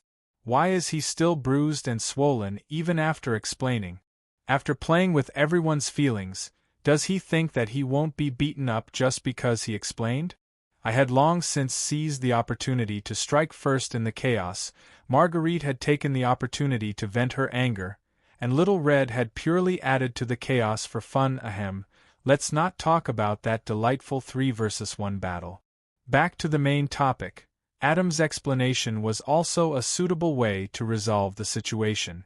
For a phoenix to undergo nirvana, it needs to throw itself into the raging flames and burn itself to death. My fire phoenix inheritance also needs a large amount of heat. Using this pool, I can directly extract a large amount of heat and complete the highest quality inheritance for Anne, allowing her to preserve a large amount of power after undergoing nirvana and quickly mature. Furthermore, the heat source is equivalent to the physical strength and magic power of a fire elemental. If we drain him dry, the fire elemental god would be crippled.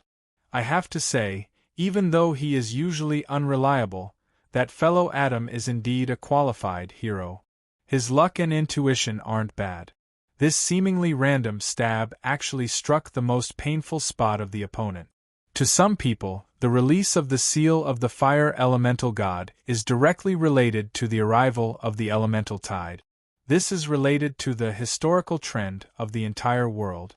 When they find out that Arolawise is weakening, to the point where he might not be able to cause the elemental tide anymore, how can they accept it? Thus, without anyone knowing, the city lord and the head of the internal affairs department brought the acting city lord to Sulphur Mountain Range. For safety's sake, they even chose Little Red's dragon lair as a cover. But obviously, there is no such thing as an impenetrable wall in the world. In this world where prophecy magic is extremely developed, there is no such thing as an absolute secret. Maybe they found out about the departure of the city lord from the traders within Sulphur Mountain City, or maybe they found out that something is amiss through their investigation of the fire elemental god, or maybe they just directly used prophecy magic to find out that something is amiss. The 3 heads are blocked. The girl in the blue robe stood there by herself. The slender wooden cane in her hand didn't seem to have been repaired in the slightest. Just like its naturally beautiful master, it simply stood there, as eternal as the river of history, simple and profound, as if it was formed by nature itself. Her looks can only be considered beautiful. Below her head is clean blue hair, and her gold-rimmed spectacles have slid to the bridge of her nose. If it wasn't for the silver chain tied to her elf ears, she might have fallen to the ground a long time ago. The Undying is gentle and quiet, but she has a natural scholarly aura. If one were to look at her appearance, rather than the wise and authoritative saint, it would be more accurate to say that she is a librarian who is engrossed in books and always forgets to eat lunch. But at this moment this librarian is on a killing spree. Heaven above, earth below, with books and the contract of constellation as a witness, with the order of the Saint Marguerite, ancient spirits of the stars, please accept my summons. Chimera constellation, Leo constellation, Unicorn constellation, Chariot constellation, descend. With a wave of Marguerite's cane, the nameless Valkyrie descended along with the starlight, descending to the mortal world. The tall and sturdy chariot giant, the 3 monsters that play with fire, lightning and ice at the same time, the radiant white unicorn warhorse that represents protection and holiness, the Lionman Legion that is made up of gold-ranked soldiers, the heroes of the legends have turned into reality. The legendary warriors fight under the command of the saint. This is the military power of the semi-god mage, who is able to fight against a country alone. But even so, her situation is still not good. Because this is an unfair battle from the start. It is a battle where an individual fights against an army. Her opponent, although not a country, is the Underground Alliance army that is more dangerous than the Empire on Earth. The remaining 2,000 warriors of the Blackwater army are all here. City Master HNG, who is wearing a black mud armor, with the position of an underground city master, is still charging at the front. He is also being forced into a mess by the Valkyrie army. If not for his guards sacrificing themselves as meat shields, he would have died countless times. In front of a semi-god mage, a legendary warrior like HNG is just a slightly higher level cannon fodder. But to be able to make an underground city master willing to be cannon fodder, it can only mean that the commanding position of the Underground Alliance army is much higher. Furthermore, the commanding position of the Underground Alliance army is shocking, able to suppress the retaliation of an underground city master like HNG. Woo! Following the sound of the horn, another 1,000-man orc legion steps into the battlefield. Some of them are bloodthirsty lionmen, some are ferocious and strong werewolves, and some are powerful elephant men. The weakest among them is a gold-ranked warrior, but they silently step into the battlefield and silently engage in a bloody battle with the fleshless star souls. They silently die in battle, giving up the space for the reserve troops to enter. The black eye emblem, it's the old guard legion, they are really willing to part with it. Looking at the tall figure on the distant mountain range with his arms crossed, Marguerite is deep in thought, but her hands do not hesitate at all. Earth below, humans above, with the scroll and the contract of the stars as a witness, descend death for my enemies, stars fall. Following Marguerite's chant, starlight actually appears in the underground world. As the starlight slowly falls, a huge pit with a radius of 3 meters is formed. Naturally, the pit is filled with the flesh and blood of the orcs. The Beastman sovereign of the underground world, Sho Nuyao, with a height of more than 3 meters, isn't considered much among the orcs with outstanding physique. The black mask that he is wearing makes him look less ferocious. Now, he is just standing at the edge of the battlefield, looking coldly at his tribesmen and warriors who are dying for nothing. This feeling, the pinnacle of the sacred realm? What a pity, it seems like he understands me quite well. He is completely out of my attack range. If he was in my mage tower now. Obviously, even if the army is completely destroyed, the experienced Beastman sovereign still has no intention of entering the battlefield personally. With a wave of his hand, the horn at the side sounds once again, and another elite troop of 1,000 men silently enters the battlefield. This is clearly taking advantage of the fact that the Sage class is skilled in copying and analyzing the opponent's magic. They are strong in a one-on-one duel, but their own explosive power is insufficient. Looks like I have been underestimated by the younger generation. Margaret smiled lightly. Then, the ivy wood shook slightly, and the 7 luminary stones around it started to emit rune-like magewebs. Then, it floated in the air. 1st to 3rd, chant Iseon. 4th and 5th, repeat the spell. 6th and 7th, magic shield. The red, orange, and yellow philosopher's stones form a circle.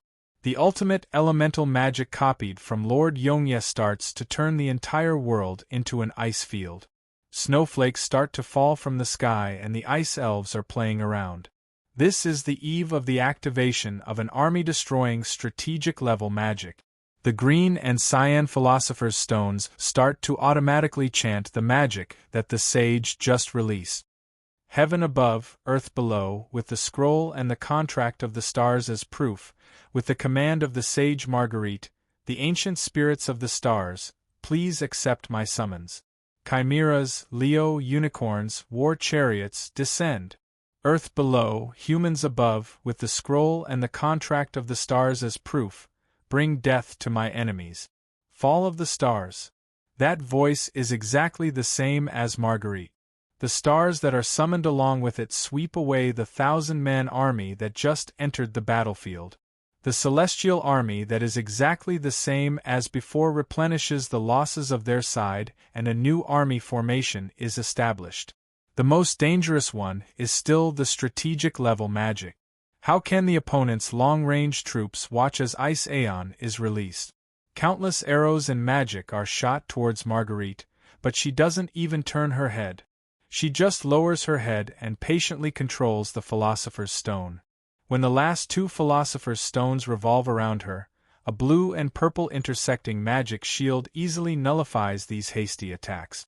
Very quickly, the chant of the red, orange, and yellow Philosopher's Stones is coming to an end. A black nameless arrow suddenly shoots towards the ground between the 3 Philosopher's Stones. Gotcha! Before it could even touch the ground, the arrow disintegrates by itself. A black magic storm suddenly erupts and the chant of the Philosopher's Stone is disrupted. In a moment of distortion, the forbidden spell, Ice Aeon, is actually triggered prematurely. The white snowflake crystals suddenly condense into a ball and explode in all directions. Snow falls and ice spreads.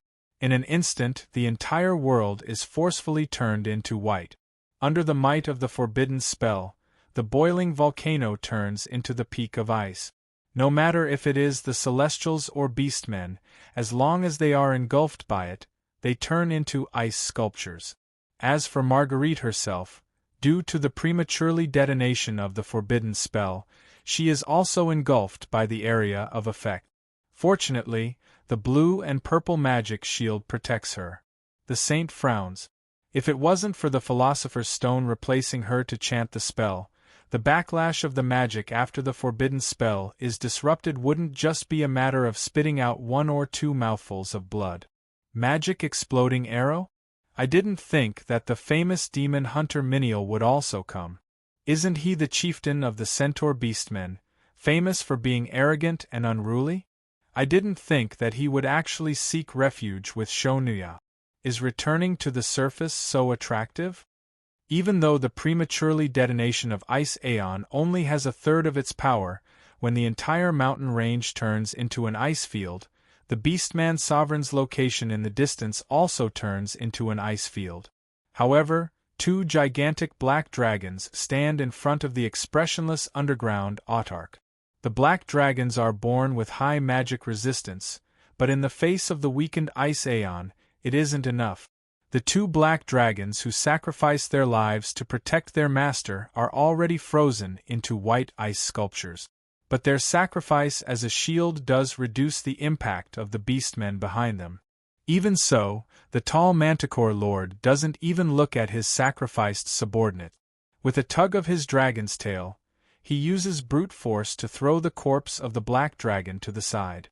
Even though it is already a mountain of ice and a blade of frost in front of him, his face is still as calm as ever, as though he had expected it.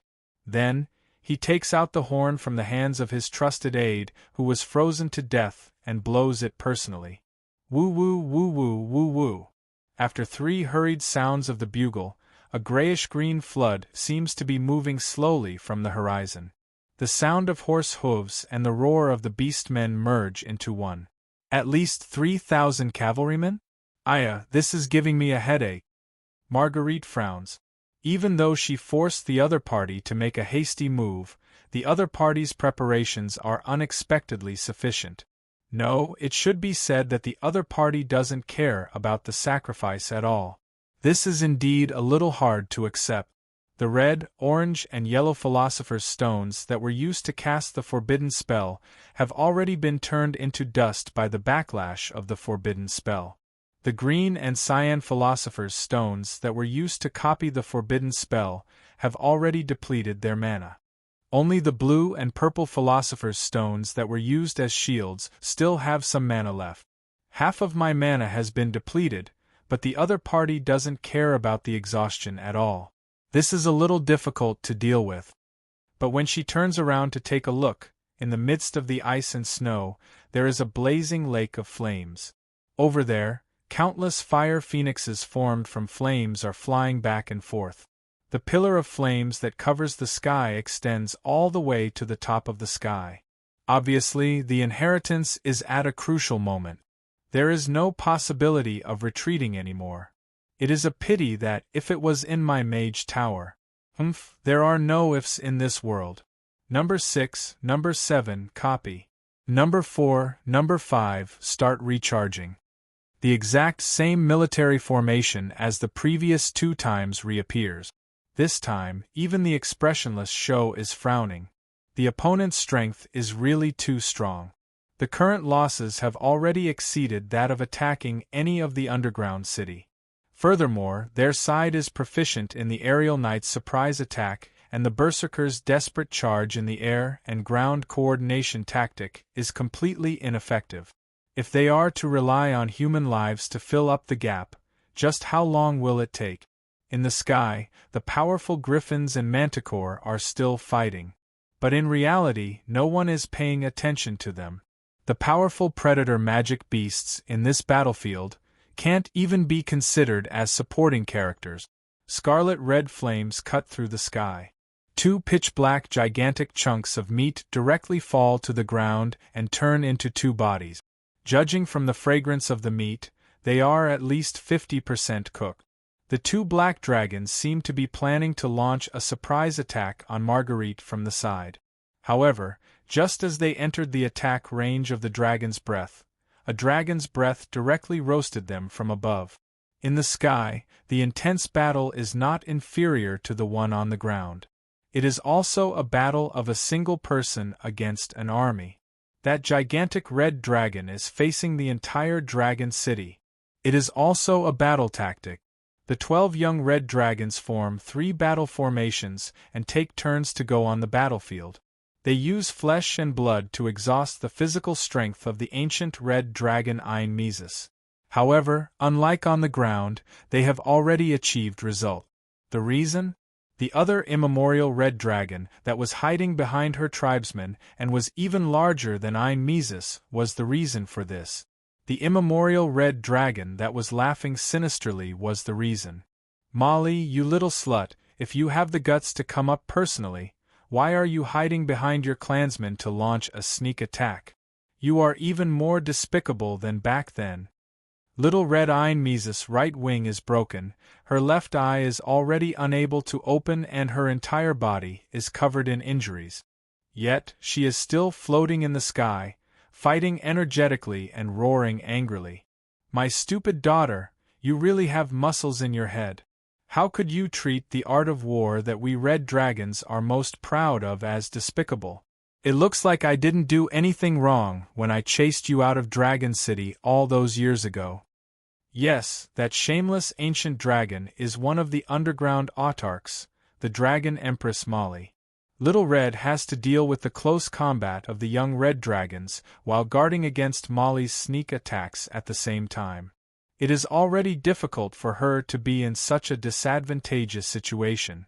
If she wants to do something, for example to charge up her strength to release a powerful spell, Molly, who knows her well, would definitely interrupt her preemptively. Under such a disadvantageous situation, it is already a miracle that she is able to last until now. At this moment, in order to get rid of the black dragon that ambushed Marguerite, she forcefully spits out dragon's breath. Her neck is then bitten by Molly, who grasped her weakness. Bright red dragon blood even forms a bloody rain on the ground. Facing the allied army of 2 underground autarchs, the 3 heads are already forced into a corner. Hurry up, Adam, if you don't complete the seal and inheritance, we might all die here today.